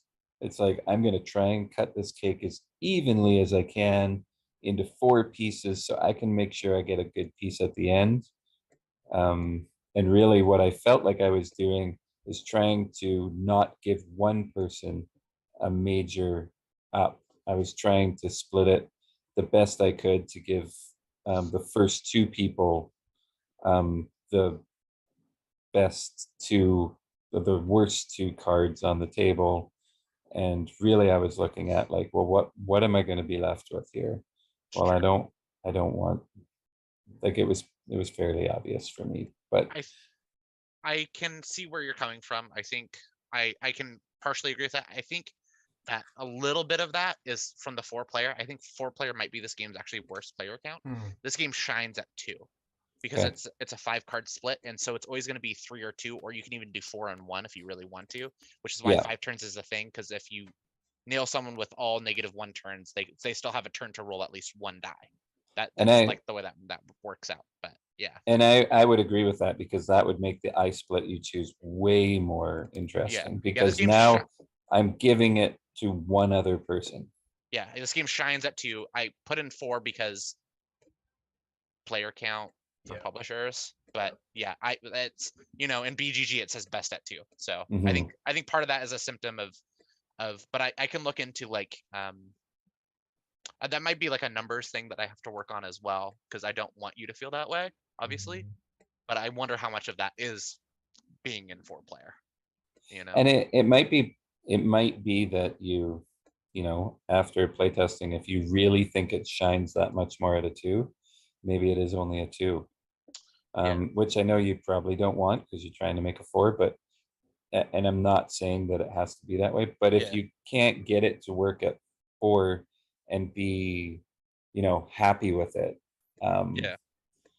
you know, I can, again, I'll reference Space Base. I can play it at 2, but it's nowhere near as fun at 3 or 4, because you're just not getting stuff on everybody else's turn. Right, and that's I think that's kind of, I think I'm going to leave that up to like a publisher maybe. I want to give them the option, and then just say, hey, just so you know, at 2 players, game rules. Game at 4 is okay. You know what I mean? Yeah. What I would say to that is, if you're pitching it and you really think 2 is where it plays best, make sure you play the publisher at 2. Yeah, for sure. Because you don't want to show them the version that you think, oh, well, this can play. Oh yeah, that's the one we played. Oops. Yeah, that's probably not the one I want to show you. This is where it shines. If you want to do it to 4, that's, you know, I'll work on that. But right now it really shines at 2. And I think that really is generally what an ice split you choose does really shine out. Yeah, and as far as the luck piece, I will say the quicker a game goes, the more luck I am having, I feel is fine in the game. And this is a super short game. So, I mean, I don't know, you're doing 4 rounds. If you're playing 2 players, I don't imagine this is going to take you more than 10 minutes, maybe 15. It's 4 rounds as well. So each person splits twice. So we go back and forth splitting. And so, especially if you're really familiar with it, yeah, you can get it down to like 10 minutes for sure. I would think if you know the game, it's probably 10 to 15, somewhere in that range. So, I mean, that's a very quick game. And then the luck, I mean, you can add more luck as you go along. It was too luck based for me at the moment, but I know, of course, if you want to mitigate luck, you're also adding decisions, which would add a length to the time because you're making it deeper. So that's always a double-edged sword. Yeah, fair enough. Thank you so much. Yeah, you bet. Eric? Sure. Well, can I ask Sasha a question? I'm curious what the thought was going into your splitting it into 3-1-1-1. It seemed game theory optimal because it gave the least points to other players. Well, that was the problem that I had with it, was that once you gave 6 points to Evan and 1 point to me in one turn, there is no coming back from it. And so my main problem was, don't get me wrong, John, you know I really like this game, but in this particular play of it, once Evan got the 6 points and I got the 1 point, then it was almost a foregone conclusion who was going to win the game. Yeah. I did feel like it was very unlikely for Evan to get 2 of the 3 cards with 2 rolls, but maybe I miscalculated, because like he didn't have much heat, he didn't have much mitigating factor. I didn't feel like, and so, and the cards that he had were like 3 and 36, and I don't know. I felt like he got really lucky with the rolls. You took a gamble, and it is what it is. Yeah. Yeah, Yeah. I could see that. And only rolling 2 sets of dice, he can only get 2 cards maximum. Obviously, he got 2 3-point cards, which is a big swing. Mhm. But that was the thought process, is he could maximum get 2 cards, whereas if I'm split it a different way, 2 different players can get 2 cards. Mhm. Right. So And you if- were knocking down his turns when So, you do it, yeah. right? if your Yeah. 3 stack only had 1-point cards in it, That would be That would be amazing. better. Yeah, but that's Yeah. not the way it came up, I think. Yeah, just that specific situation, it didn't. Yeah. Sure. Now, I was thinking maybe you could try testing, kind of tagging along to what Trevor was saying, try testing it with the split is going to be, the number of players times 2. And then it's up to the splitter whether or not it's going to be equal piles or not. That might be, but yeah, that was my only problem with this particular play of the game, was that, with the 3-1-1-1, especially with the 3-point cards being in that, the split of the 3, it really kind of threw the game. Yeah. But otherwise, I really like the game. I can't really think of anything else off the top of my head that might help you with the next iteration, but I do think it's pitchable as it is.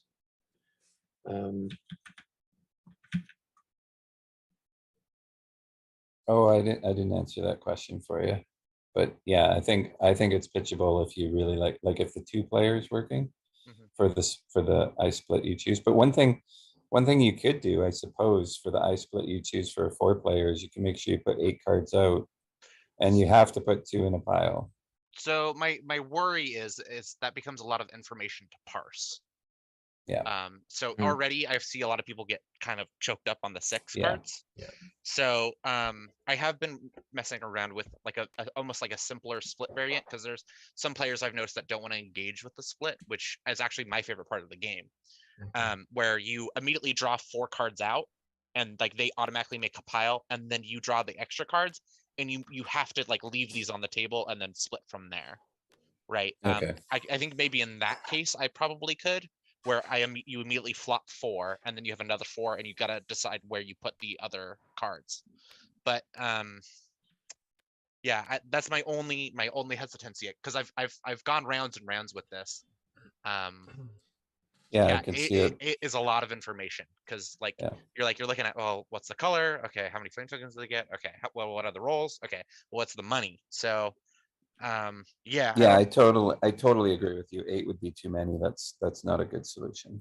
yeah, but I think Yeah. maybe if I can pop 4 on the table, but then there still could be like that uneven thing. So I don't know, but that is worth looking at. Maybe another thing to also play with is, your 1 victory point cards, you get no lost turns. 2 victory points, it's -1 turn. 3 victory points, it's still -1 turn. And so, I'm kind of like, I'm looking over at Evan's cards here. What is it? Shift. I forgot. Alt to bring it up close. Oh, well, but like you've got a number 10, -1 turn, 2 points. Then you've got a 3 with a 4 and an 8, -1 turn. It's much more valuable because the 4 and the 8 combined is going to be rolled a lot more than the 10. Yeah. Don't forget about the flame tokens, though. They're both 1 flame token. Yeah, also the same. Yeah.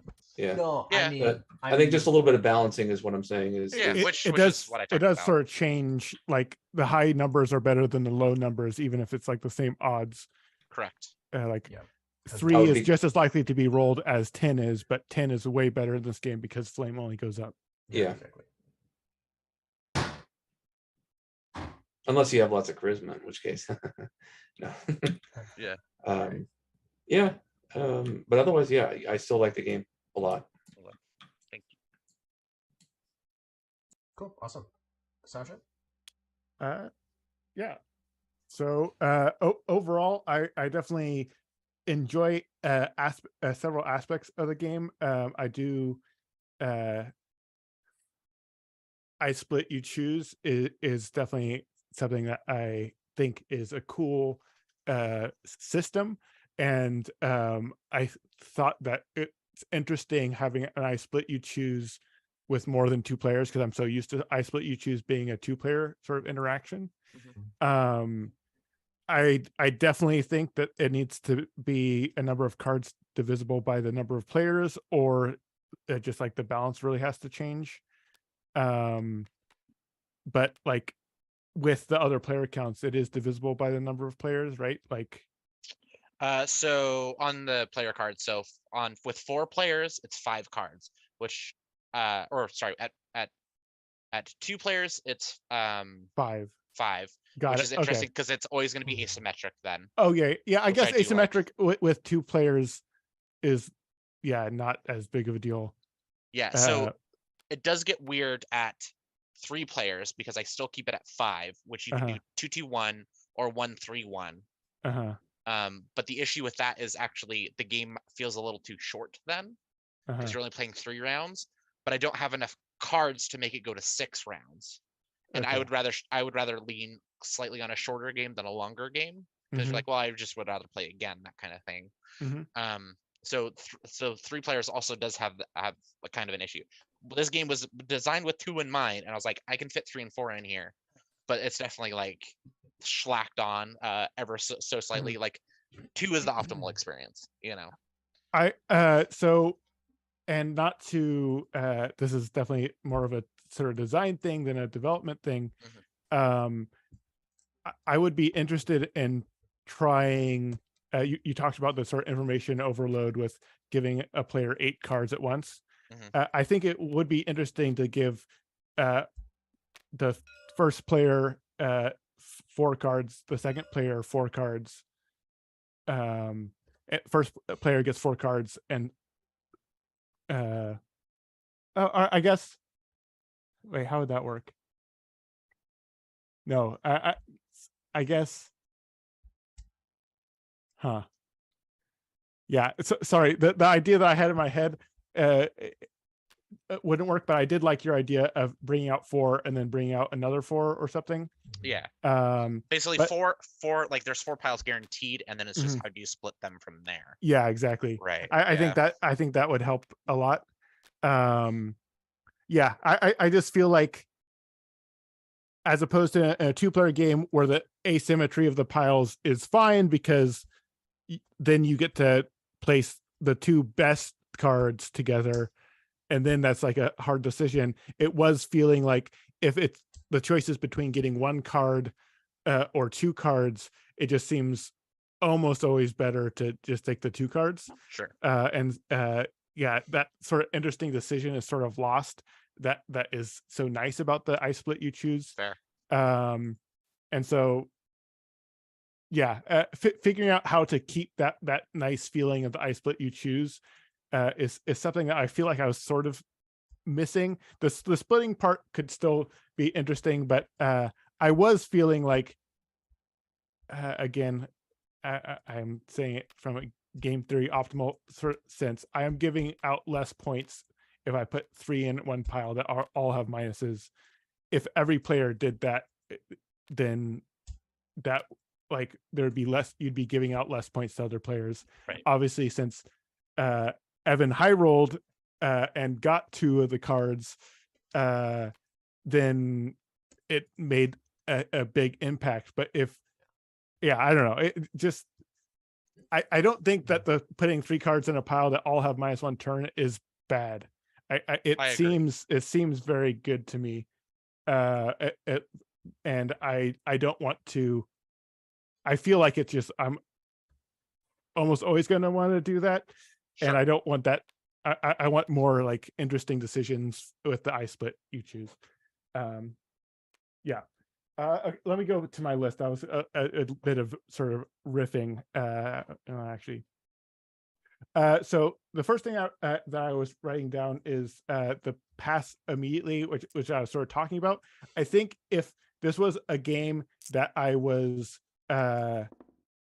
like getting really in the groove with, and I had a group of people that enjoyed playing this, I would want to, like, as soon as I'm done, pass it. I think we could like fly through a game, and as long as people aren't cheating, then I don't really need to see other players roll their dice. But maybe that's just a different type of game or type of thing, where it is nice to sort of see everyone sort of roll their dice 2 at a time and then sort of see what happens. I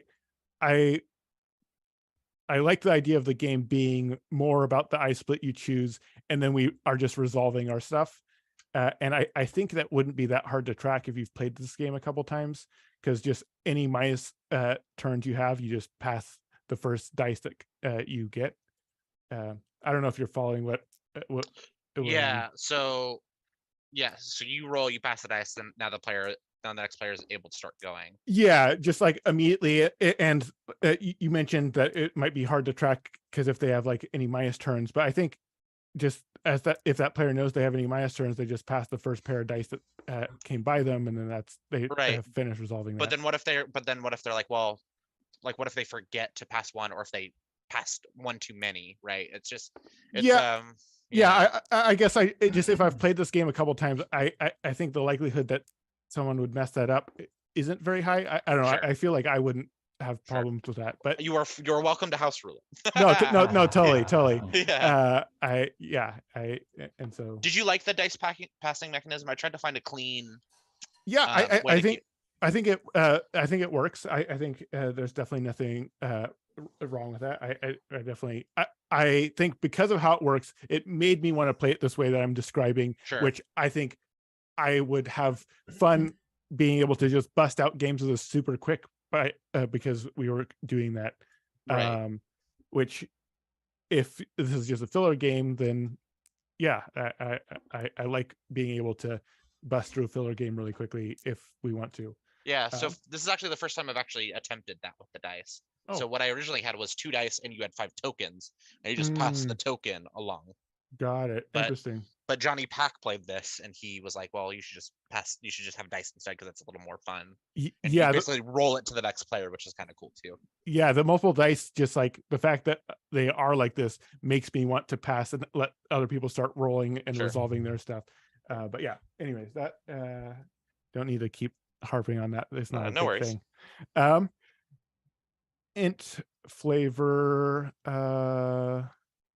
Oh yeah, losing intelligence for like manipulating dice. Just like from a flavor perspective, I was like, that seems sort of funny. But like mechanically, there's nothing wrong with it. It was just like, why am you're paying intelligence to do things? Yeah. Luck and charisma, I think, should be swapped. Like flavor wise, if you have good charisma, you get tipped.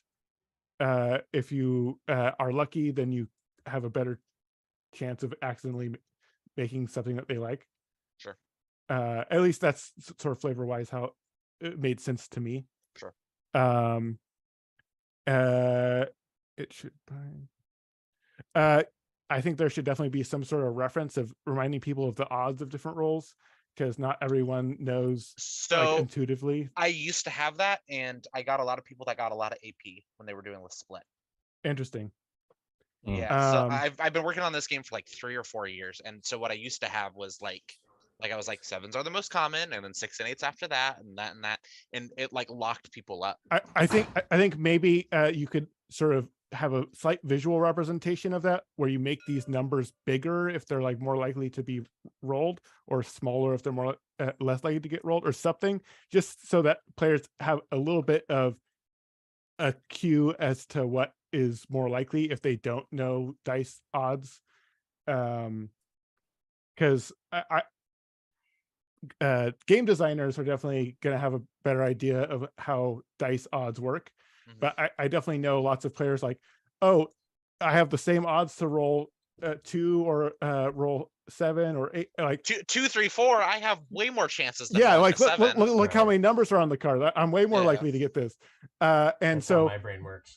Yeah, just having some sort of visual thing that sort of, maybe it's a color coding thing, like either brighter colors or darker colors, just something to help players that don't really understand dice odds that much. It gets a little bit wonky I mean, wonky is not the right word, but we were just talking briefly. Evan was sort of talking about how, yeah, the higher numbers, even though the odds of rolling that exact higher number are similar to rolling exactly a low number, the fact that heat is a big sort of dice mitigating tool in this game, and it only works for going to high numbers. The high numbers are easier, and that's something that I think is sort of interesting, because it sort of makes it sort of throws a wrench into my calculating, like what cards are better odds and everything, because it's not how I'd normally like sort of calculate. I would Right. normally think that a 3 is more as likely as a 10, but that isn't the case in this game by a decent amount, obviously depending on how much heat you have. But yeah, so that I thought was interesting, and might be something that would also, if you were doing some sort of visual indication of the rarity, maybe something. So as like I half agree, Mhm. because a part of me too I want people to learn as they play. Okay, You know what I mean? you want them to learn. Like, oh, 2, 3, 4 is way harder than rolling a 7, as it Mhm. turns out. You know what I mean? And then they'll do better in the next game. So I'm of two minds of it. You know what I mean? The only problem with that is, I think, because of, I don't think the dice are rolled so many times in this game that you can just get lucky, and you cannot learn that lesson like on the first time that you play. It's like, do you see what I mean? Yes, Like, no, you can yes, just it's like not get lucky, and then you wouldn't learn that lesson. right. But then, like in game 2 or game 3, you know, like, because hopefully they'll play the game a lot is obviously the Mhm. goal. You know what I mean? So I'm of two minds of that. I can totally see what you're saying. For sure. So for me, I kind of want to leave that up to like a publisher, like Mhm. what they, Okay. you know. But it is good to have that information like armed, and then be like, hey, this is a thing. You know, Absolutely. I'm of two minds on that. Yeah. Mhm. Okay. Can I chime in on that one? Yeah. So again, I'll mention Space Base. I don't know if you know the game or not. Yes, of course. So in the rules book, they give you the odds, and just have it in the rules book. Like, this is the odds of rolling a 2. This is the odds of rolling a 3. And they do it all the way 2 to 12. And they tell you exactly what your odds of rolling on any 2 dice of rolling a 7 are. And they show you every single die that combo that you're going to get, and why Mhm. it's like that. Because I do agree with Sasha that people are probably not going to learn it, even after 3 plays, that the odds of rolling a 7 are however many out of 36. And the odds of rolling a 2 are only 1 out of 36. Right. But I also think that you can get around all of that just by making sure that your cards are balanced. And if you balance your cards properly, then it doesn't matter, because whatever they choose, they are choosing based on the odds of the cards. So it's yes, they can't calculate their risk versus reward, but the reward is worth the risk according to the card that you've made. So Right. according to this, a 4 and 8 and a 5 and 9 is, a 4 and an 8 don't equate to a 5 and a 9, don't equate to a 10, but we all have -1 turn, we all have 1 fire, and we have, well, actually a 4 and an 8. Does that equate to a 5 and a 9? I'm not doing quick math in my head. I mean, the 5 and 9 is 5. slightly better in this game because of the fire mitigation. Well, yeah, then like I said before, you've got all this mitigation, which is going to throw a wrench into the like, just looking at the cards and balancing the Mhm. cards. You're not going to be able to do it perfectly, but you can certainly get them like this. If we take this card out and just look at this one, this 5 and 9 is nowhere near as hard to get as this 10. Right. So these are way off balance considering what you're getting. There should be way more fire on here, or maybe 2 charisma or something like that. And Right. if you can figure out the balance of that and take it back to each token and go, okay, well, what is a token of this really worth in the game? And bring it all back to one thing. Like, this is worth 1/10 of a gold or whatever. Yeah. You know, and go, okay, well, what are the odds of rolling a 10? I've got minus turns that I can add in. I've got fire. I've got this. What's my most valuable of my things that I can have on my card? And, you know, it's not easy to balance, but you can certainly get it pretty close, I think. Yeah, I'm once again of two minds of that, because I do appreciate that, but I actually kind of like, so it's similar to like a pack of Magic cards, right? Where if every card is good, no card is good. So I kind of like having mismanaged cards, because it's like, well, where do you put this obviously worse card than this one? Oh, okay. You know what I mean? You I want them kind to of be like different. I kind of like the Okay. spikiness of it, you know? I'm of two Okay. minds of it, but I guess like I can't have it both ways, where if I want people to learn, like I either got to do that chart Mhm. or it's like I gotta kind of choose a lane, and maybe I have a foot in both, you know what I Yeah, mean? because you can just get lucky and not learn the lesson just by getting the easier 3-point cards. Right. And Yeah, which is fair. I would say for yeah. this for a design with this much luck and the amount of speed that it plays at, unless your aim is to have gamers play it, and Right. only gamers instead of gateway gamers or starting gamers or introduction to gaming, Mhm. they're gonna roast people. Like the gamer is gonna roast somebody that doesn't know odds if you don't equate these cards. That's my only feeling. Okay. You know, if you Yeah, do totally fair. that with what you will, but I would be afraid of that as a designer. Yeah. Yeah, I think that's a fair critique for sure. But that's also something you can bring to the publisher and say, hey, I can do it this way, or I can do it this way. What do you Yeah. think? Yeah. You know, Yeah. do you like the core system? If you like the core system, I can fix this however you like it. Right. Because that'll look different between publishers. That's what I've Yep. learned the last Yep. year, is like you can only get it as far as you can get it, and a different publisher has a different idea of what finish looks like. So Totally. Okay, yeah. I definitely yeah, I agree with what Trevor was saying. Going back to my list, charisma does seem too strong. Like getting charisma early does seem pretty good. I would be interested in seeing if charisma doesn't isn't additional, but it is like replace. So instead of you can roll 3, it's now instead you can roll 11 as well. Or instead of rolling 11, now you can roll a 7. yeah, that's fine. You can use 3, 11, 7. It like, yeah, the game is short enough that it doesn't matter as much. But if you wanted if the game did last a little bit longer, then I think that would, the charisma being good would be exacerbated. Right. And to that point, I would love to play this more longer for a couple of reasons. One, I feel like it might help mitigate some of the swinginess, or sort of smooth some of the swinginess out a little bit. I'm not a big dice game person, but I enjoy Space Base, and I think one of the things that Space Base does that makes that allows me to enjoy it more is the number of times that the dice are rolled total in the game. Is a lot, which often means that it sort of evens out in the end. I feel like the total number of dice rolls that we have in this game is a little bit too low for my taste, because that just can make it very swingy. Like one person having 2 or 3 good rolls has a huge impact.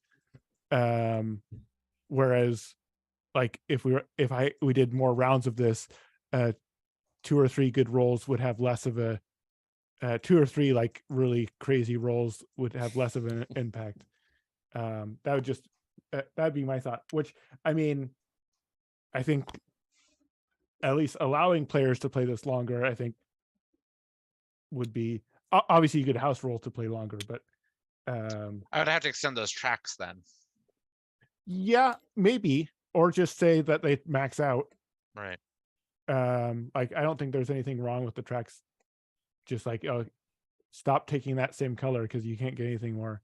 Yeah. But yeah, obviously that's another sort of design thing that you could or could not do. That was just what I was feeling. Sure. When I'm rolling dice, I want to roll dice a lot. Yeah. Which that's not the worst thing I've ever heard. Mhm. I always err on games being, it's easier to make a game longer than it is to make a game shorter, kind of, you know what I mean? So I always err on like, let's make it a little too short, and then if it's like longer, it's like, okay, I just add more cards. You know what I mean? On each For person sure. twice. Sure. Yeah. Absolutely. I think that's not the worst thing I've ever heard of. Like, I would like to play your game more. Yeah, Like, no, okay, great. No, absolutely. I think there's this sort of engine building aspect that these tracks add, and I feel like I love engine building games, and I felt like a little bit like I didn't really get to do any engine building because I never got charisma, Right. and I got at one strength. Like I Right. I would Once have the game liked starts to have- revving up, then it ends. Yeah. Yeah, that's fair. Yeah, that was my comment about jumping me in a bit earlier on the tracks, and maybe that's not the best solution, but I guess it's the same feeling that Sasha's having. Yeah. Yeah, like just doing another round or something, I think could help with some of the feelings that I was feeling frustrated. Yeah. So the worry is it'll always be, I would always keep the rounds. I have to double them because I don't want someone to be like, well, I only lost because you split twice and I wasn't able to split twice. Yeah, like, no, I mean, my inclination is that it would just go around twice, and I was feeling like if I could pass these and next person can start rolling, I mean, it would still just be super snappy. But yeah, again, maybe that is just a me thing. Well, but yeah, once I mean, I like hearing that, so all feedback is good. No worries. The -1 turns being added together was not intuitive to me for the theme. Like if one person needs to get their coffee to go, if there's more people behind them, like they all just leave after a short period. I like the theme wise in my head, it didn't make sense because and like on the first turn of the first game, it felt bad because I didn't realize that would happen. I'd only get to roll 3 sets of dice because that definitely changes the sort of value of the cards a bit. So I don't know, just sort of exploring around if they need to be added or not. All of my valuing of the cards changed after I learned that that's how it worked. Right. And I don't know if I would hate if they were not added together. It would obviously make me put piles in different sort of ways. I wouldn't do 3 piles if that was the case. But yeah, just like flavor wise, that didn't feel intuitive to me, and from the teach that I didn't assume that. Sure. Putting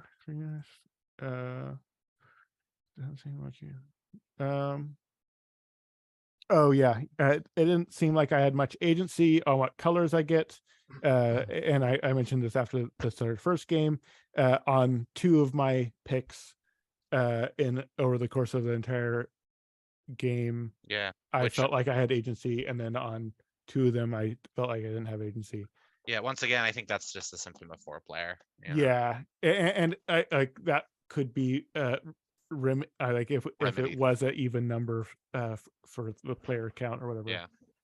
But yeah, actually, I've got an idea on that if I could jump in. Go ahead. Because you were saying the game shines at 2 players, right? Yep. Why can't you just cut the 4-player into 2 teams of 2, basically? So on round 1, I'm cutting and choosing with Trevor. Sasha's cutting and choosing with Evan. And you can switch it up. The next round, Trevor's doing cutting and choosing with Evan. I'm cutting and choosing with Sasha, something like that. And I thought that's what Sasha was going to go for earlier when he started talking about passing the I cut you choose around, but I wasn't sure where he was going with it. Basically, where my thought is the cutting would be a cooperative thing. Two people would be splitting, but the way that I initially thought in my head was it didn't actually work once I thought about it a little bit more. But yeah, I like that idea, Eric. I think that I could see that working. I'll need to pump up the cards on. There's only 25 cards in the game. Yeah. And is there a 3-player for this? There is. Okay. Which works differently than that as well. So yeah, and then so I wanted to keep a consistent rule set across all three as close as I could between 2, 3, and 4. Yeah. But so yeah, I would be interested. I think that's really cool though. I mean, yeah, I think that's really neat. Like, I think if like a publisher needs 4-player, I'm like, okay, cool. This is the way it works now. Here's the complaints. Here's a really cool way to solve it. You know what I mean? Like, that's something to make a note of, and yeah, for sure. I mean, like, that is sort of consistent in the sense that one, you're like doing I cut you choose between 2 players, and that's how 2-player works, and that's, you could do that with 3-player and you could do that with 4-player. Where so how would you do it with 3-player? Then 2 players cut, and it would mean that one player would be having to wait for that to resolve, and then they would then do I cut you choose with one of those 2 players, and then I don't know. You do 3 of them is what you're saying? Yeah, you'd essentially do 3 of them. If you could resolve it pretty quickly, like the rounds, I don't think the wait time of that 3rd player would be that bad. Oh, but like a between 2 cities kind of thing. Between every player, there's a small number of cards. Yeah. Between every 2 players, there's a small number of cards. Yeah, that works. Essentially, that's Yeah, or you could also just have all 3 of you are cutting and choosing, and you're just so the person to your left. Yeah. Everybody's got 3 cards. Make a pile of 2 and 1, and then you resolve all of them. Right. Yeah. But so that was like, so that's my worry is like, so in 3 players, this is how you cut. In 4 players, this is how you cut. So I did this for cleanliness, but that might not have been the right call. Yeah. I mean, well, if you do it the way that Eric just said, I think it was Eric that said it, for 3 players, and do that for 4 players as well, instead of cutting across, which I think is probably the quicker way to do it. But for rules' sake, if it's always the person to your left, even in a 2-player, it's the person to your left. Yeah. Right. So 3-player, 4-player, it's always the person to your left. Yeah. Right. Yeah. It's something interesting. Obviously, it does change the design a bit, but that's okay. I mean, I'm not against that. I think that does keep the heart of the I cut you choose a bit more. And I do want to play that version. That does sound interesting, because I did feel a little bit like I was losing some of the I cut you choose aspects that I like because of how it worked in this 4-player game. So it would be 2 and 1 per, and you just would cut to the left in 3-player. 2 and 1. So you would draw 3 cards and you'd put them into 2 piles, right? You would put, or you could do 5 cards between. Every pair of players would have 2 cards between them, regardless of player count, and the person would turn to their left and split those 3 cards into 2 piles, and then turn to their right and see what they get to choose from. Right. So it'd be 9 cards going around and around. Depends on player. Now, in a 4-player game, it'd be 12 cards. Yeah. Which made it crazy. So right? Whoa! it would be why are you messing up my stuff? Did I do that? I'm way over here, so it wasn't. Oh, I guess I did. I think I am experiencing lag. Oh, sorry, yeah. Evan. I'm not gonna touch them. If you want to just select them and we're having some lag spikes. Oh, yeah. There we go. Sorry. Anyway, go ahead. Okay. Go ahead and finish, Sasha. That's pretty much what I wrote down. The general gist. My sort of final thoughts are there are some aspects of this game that I really like and I think have a lot of potential. This is not generally my style of game, and I think the level of variance is a little bit too high for me to like really wanting to play this again. But I think with some tweaks, I could be more enticed. It just felt a little bit too random for me, for my taste. And just some slight tweaking to the variance and mitigating it a little bit more. I would definitely be into this So as a filler game. let me ask you this, Sasha. If you liked, if either one of those things, either the randomness of the dice or the I cut you choose felt better, Mhm.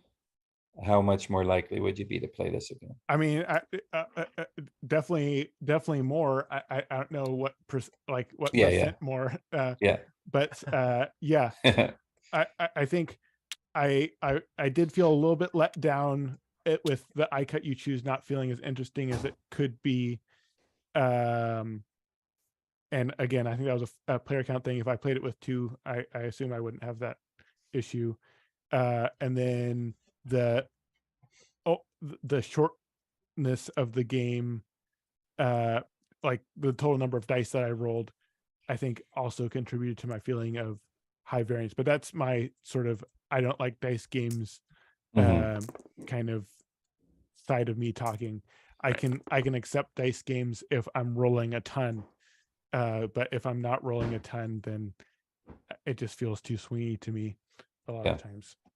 I just asked the question because I think if the I cut you choose was then intriguing, like if this passing everybody does it thing kind of fixed that for me, so that the I cut you choose felt really meaningful. I think that would be hugely different for me.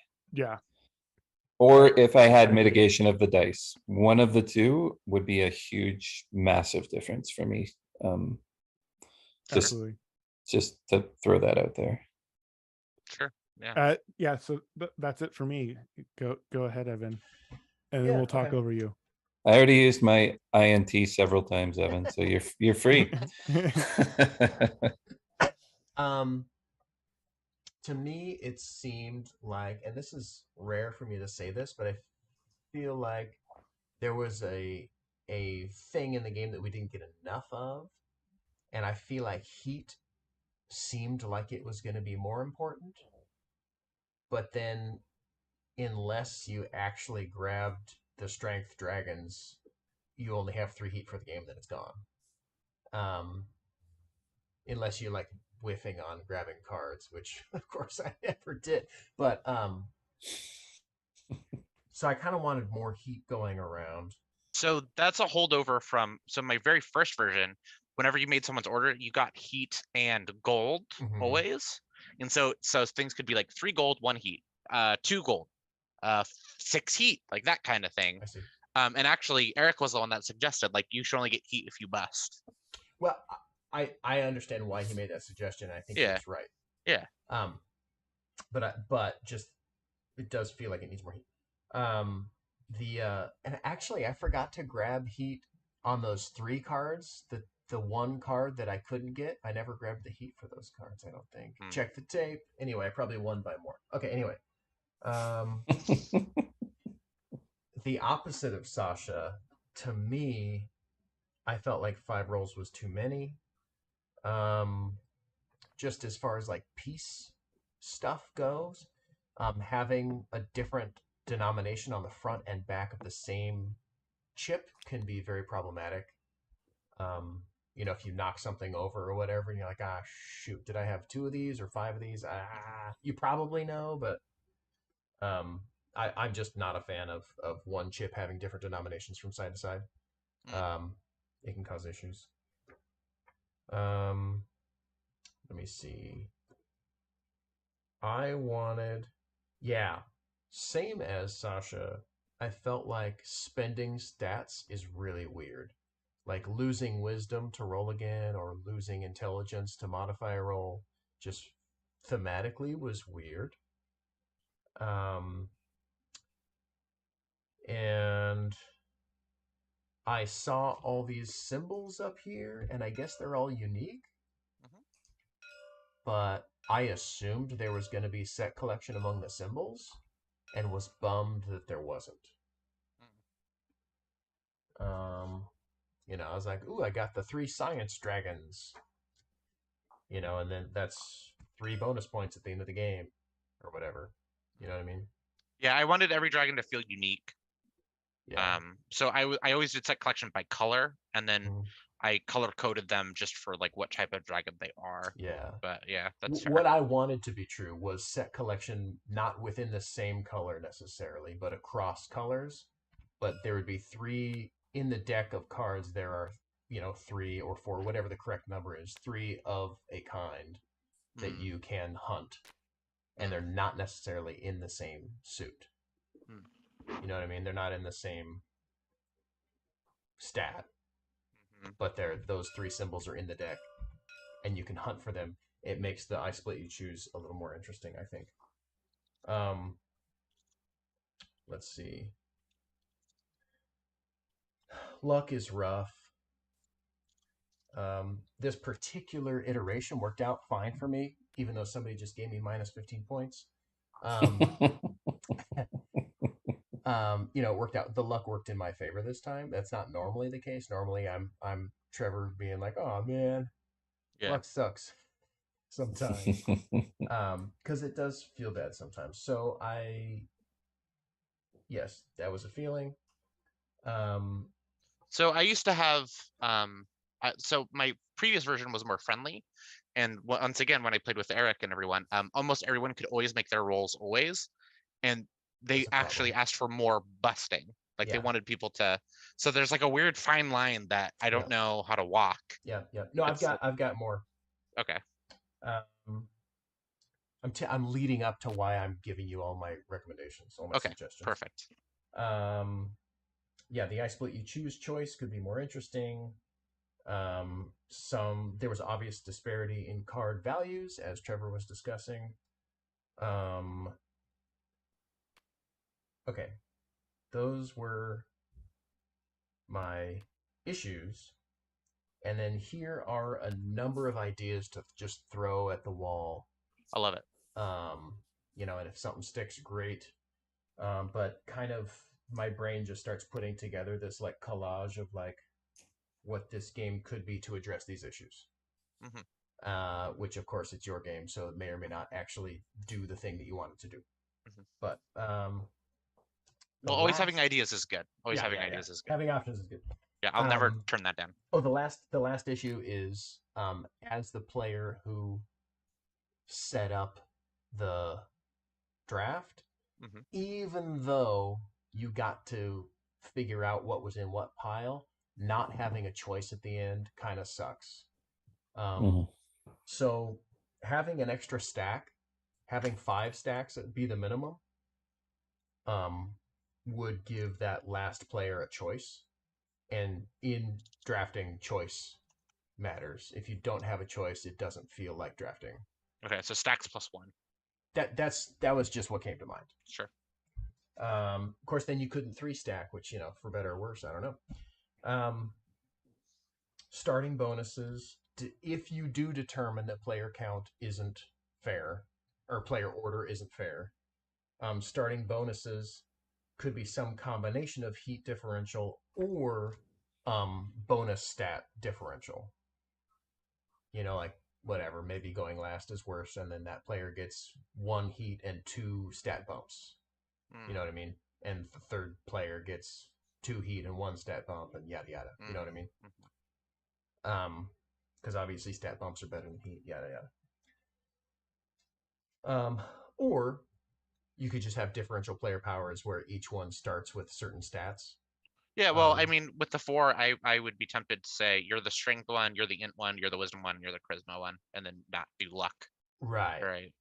I would even the charisma might be too strong though. So I would even start each player with more than 1 bump. You know what I mean? Like maybe everybody has 2 bumps or something. Just to get you going on that track, on those tracks, because we really didn't get to access a lot of it. through the duration of the game. So I would give people maybe even more than one bump to start with, maybe like 2 bumps. You know, and maybe there's like the heat character, and that's 2 heat, and then you've got an int and a luck on the next character. What, you know, you could have 16 characters or whatever, fronts and backs of these things. You know, the front is a double on one, and the back is a mixed match, whatever. Anyway. Starting bonuses to make us different, which is interesting, but also get us going with this interesting part of the game. Right. -1 turn flavor as to go sounded fine, but I also understood what Sasha was saying, which is, you know, why does that slow down everybody else's order? Why do you just get less time total? And then I actually run a coffee shop. And the thing that slows you down, that really does inhibit your ability to Complex service order. guests, and you end up having the back of the line walking out the door because they don't want to wait. That's phone orders. They call in. They don't know how to order online. They have to give you their card number over the phone. Usually the coffee shop doesn't have a separate register to do that, so the line is waiting while you're on the phone putting in the order and putting in the card. Like, that slows down your whole line. People don't see the person standing there ordering and getting their drink, so they're like, why is everything so slow? What are we all waiting on? There's only 3 of us in line. Last person in line walks out the door. So phone orders, to me, thematically, are what makes sense for giving you fewer actions. Okay. Rather than to-go orders.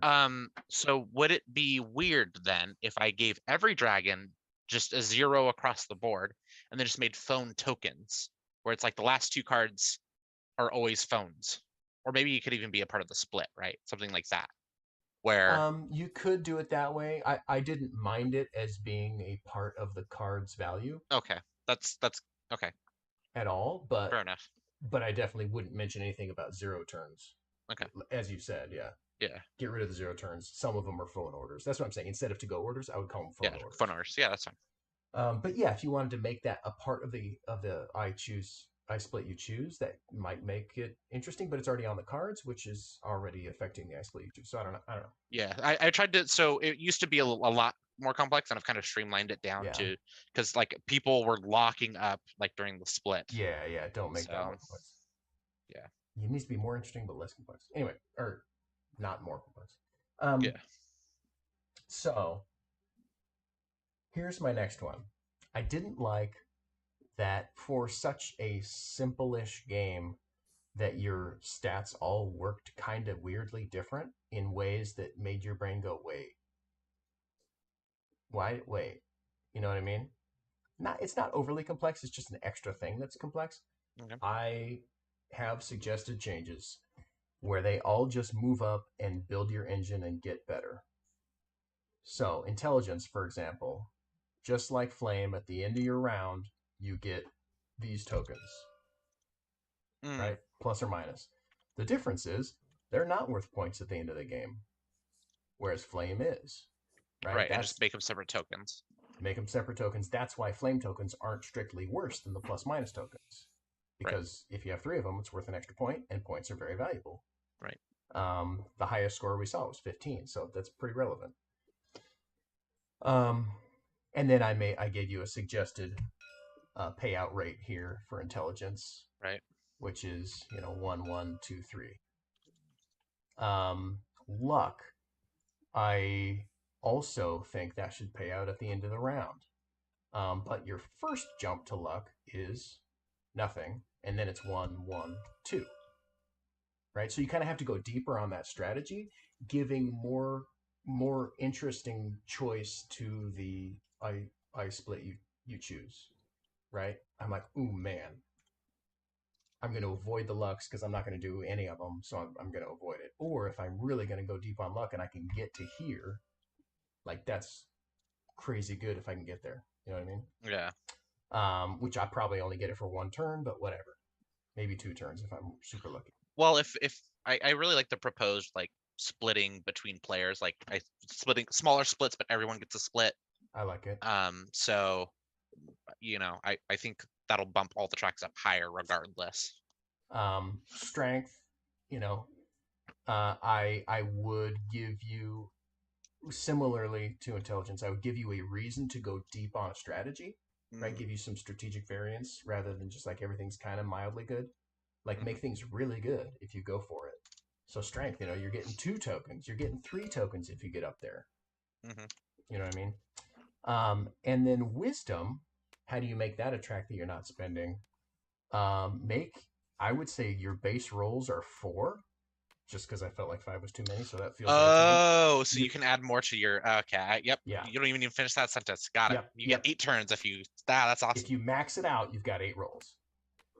And then this funny wheel here.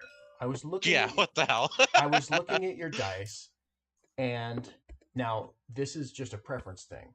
I don't care about tons of dice. Some players will buy a game because they get to roll a ton of dice. Right? Right. I don't care about a ton of dice. Your game only needs 2 dice. Correct. Right? Production cost, you're adding a bunch of other dice. Correct. Yeah. You have kind of nothing going on in the middle of the board, which makes for a missed opportunity on table presence. Okay. Right? So instead of that, you've got 2 dice and a middle board. And a little tracker duder. I don't know. A little chippy do, whatever it is. It's Okay. not a die, A little meatball or whatever. And this is how many rolls you've taken.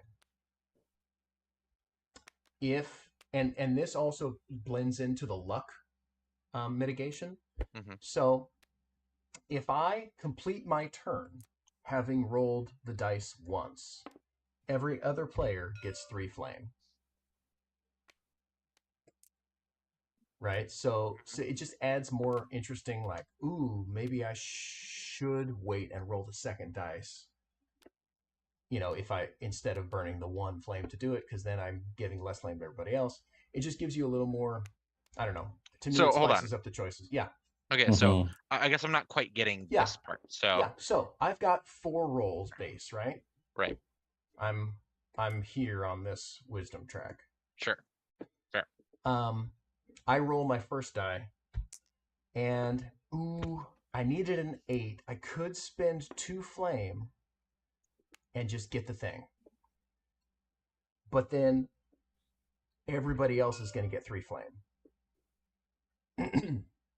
Or I could roll again. I'm going to roll again. 5. Crap. Okay, I'm going to roll again. 8. Yes. And everybody else only gets 1 flame. So it gives this kind of interesting arc to, like, the easier it is for someone to complete their goals, the more everybody else gets. And the more last minute, the more, what do you call that? Luck, the more you push your luck, the less you leave for everybody else. What's really interesting about that, Evan, is if somebody hits their number on the first one, they might choose to forego it. And then the best part of push your luck is kicking your own ass later for something you did. Exactly. So this is kind of like, it bolsters your push your luck aspect of the game. And then you have this backside where, let's say I've got this wisdom, where if I start going out here and now, like, I want to complete it early, but if I'm really taking a long time, then it starts going the other direction. I also do like that because it makes watching your turn very much more interesting, because I like going back to Space Base. A lot of the interesting things in Space Base is when someone takes their turn, you get stuff too. Exactly. Yeah. And so you're really invested in how quickly somebody does or doesn't. Right? So if somebody does bump up their wisdom and you're getting back through here, like, this actually starts becoming an interesting moment at the table. Like, are they going to finish? Are we going to get 3 flame? You know what I mean? I think. Or yeah, absolutely. A little bit more. Yeah, no. So that's what I've got going on with that crazy wheel. And some payouts to all the other players, and that increases the amount of flame in the game. um, because I feels like it should be a larger part of the game. And then homogenizing these tracks so that they all work the same. You just move up and it's actually building an engine rather than one-time things that you're spending. Mhm. Or yeah, on the engine. And what else did I miss? I really liked. Oh yes, the differential player starting bonuses, and maybe just asymmetrical player powers. Um, and then I really liked the 3 cards between each set of players. Yeah. But I don't know. Well, yeah, I like that it's not a, I like that. I mean, it just means this was originally intended to be like a micro game, but you guys are, but I mean, we're pushing it into small box. That's not a big deal. It's not going to hurt it. So I had one more idea I was playing with over here to try to add some interest to the I cut you choose. What if the person who's cutting is allowed to keep 1 card face down? Yeah, I was thinking of playing with that too, Eric. Yeah. well, that's Tussy Mussy then. Oh, I I'm- haven't played that one. I haven't played that one either. Oh, that's because I'm a button shy designer. Yeah, that's Tussy Mussy. That's an Elizabeth Hargrave special. Oh, Oh, I okay. can't take it. Look at that, Eric. You just made a Magic the Gathering definitely does that Yeah. a couple times as well. Yeah, I mean, I'm not against it, but I'm not. I like the pulling of the levers on the powers and stuff, and potentially surprising with someone with like a really crummy card, or you getting. I mean, I can see that's a maybe. That might be an interesting variant, but I don't know if I would probably put it as a variant in the rule book, but I don't think it would ever be the core experience. You know what I mean? So for pitching, I would say, based on what you're saying, I would say pitch it as a 2-player game. If they seem interested, or even when you're pitching it, you could say, we could figure out how to make it good at 3 and 4. Right. Well, I have all these high-level ideas, which is great. That's very helpful. But I would pitch this as a 2-player game. I would Yeah, not for sure. pitch this as a 4-player game. Oh yeah, no. This is just because you're all here, and I'm like, great, because Yeah, I want my game to get eviscerated if I'm having high-level feedback, that kind of thing. So, But yeah, I think that's. Let me just double check and make sure I didn't miss anything. Lux set collection across the suits with different symbols. Too many dice. Production cost. Spending stance is weird. Luck is rough. Give leftovers to other players. Yeah, no, I think I covered all my stuff. Yep. okay, so I have a lot to work and a lot to chew on. I got a lot to do, because I got to get this ordered and ready. But you guys have given me a lot to chew on. It sucks that yeah, but seriously, thank you. Like, super high-level feedback all around, and got a lot of work to do. I also make like a new game every 2 weeks, so Right. see you in 2 weeks. Yeah, man. Of course. Let me flush it. Yeah. Bring this back or bring a new one back. We're always glad to have you. And then, just like Eric did here, if you want to join our little green room Facebook group, and I don't know if this is a horrible time slot for you, but No, I get off. This is just about right. Okay. I'm always off at 6, or I just have the day off. So cool. either way, Well, it's fine. I'll send you a friend request and add you on here, and then any week, where you're sitting around on Thursday night going, I feel like playtesting, then Oh, always. then we'd love to have you. Any other last minute feedback or thoughts or anything like that before we wrap up? John, Anybody? did anything specific come up for you during all of that you wanted to get into anymore? Because sometimes you sit there and listen to all the stuff that we're saying, and No, I took all the notes, and what's nice is like the drawings and stuff. And I mean, I think now, like, I just wanna like, all right, I guess I gotta rework a bunch of things to get it all ordered, and maybe rush ship it or something. But yeah, no, I think no, like, the drawings are helpful. I dug deeper on like the splitting and stuff like that, and yeah, no, I greatly appreciate it, and I appreciate you asking as well. I would just add one more thing. I don't think we really discussed it, but I enjoyed it more without the negative point for missing color. Mm. Oh Mhm. yeah, I didn't miss that at all. Yeah. Yeah. Okay, fair enough. Yep, let's jettison. Yeah, I totally forgot. I totally forgot about it. The same Yeah, game. I don't necessarily want to add too many scoring things. I think like having scoring on the board and like scoring from like luck and stuff. So I'm not sure about like set collection because I feel like that I worry it'll push it beyond the. I'm probably looking at like family-ish weight is kind of the aim. Yeah. Family plus maybe at most. I worry is that pushes that into like like a late gamers game. I don't know how to put that.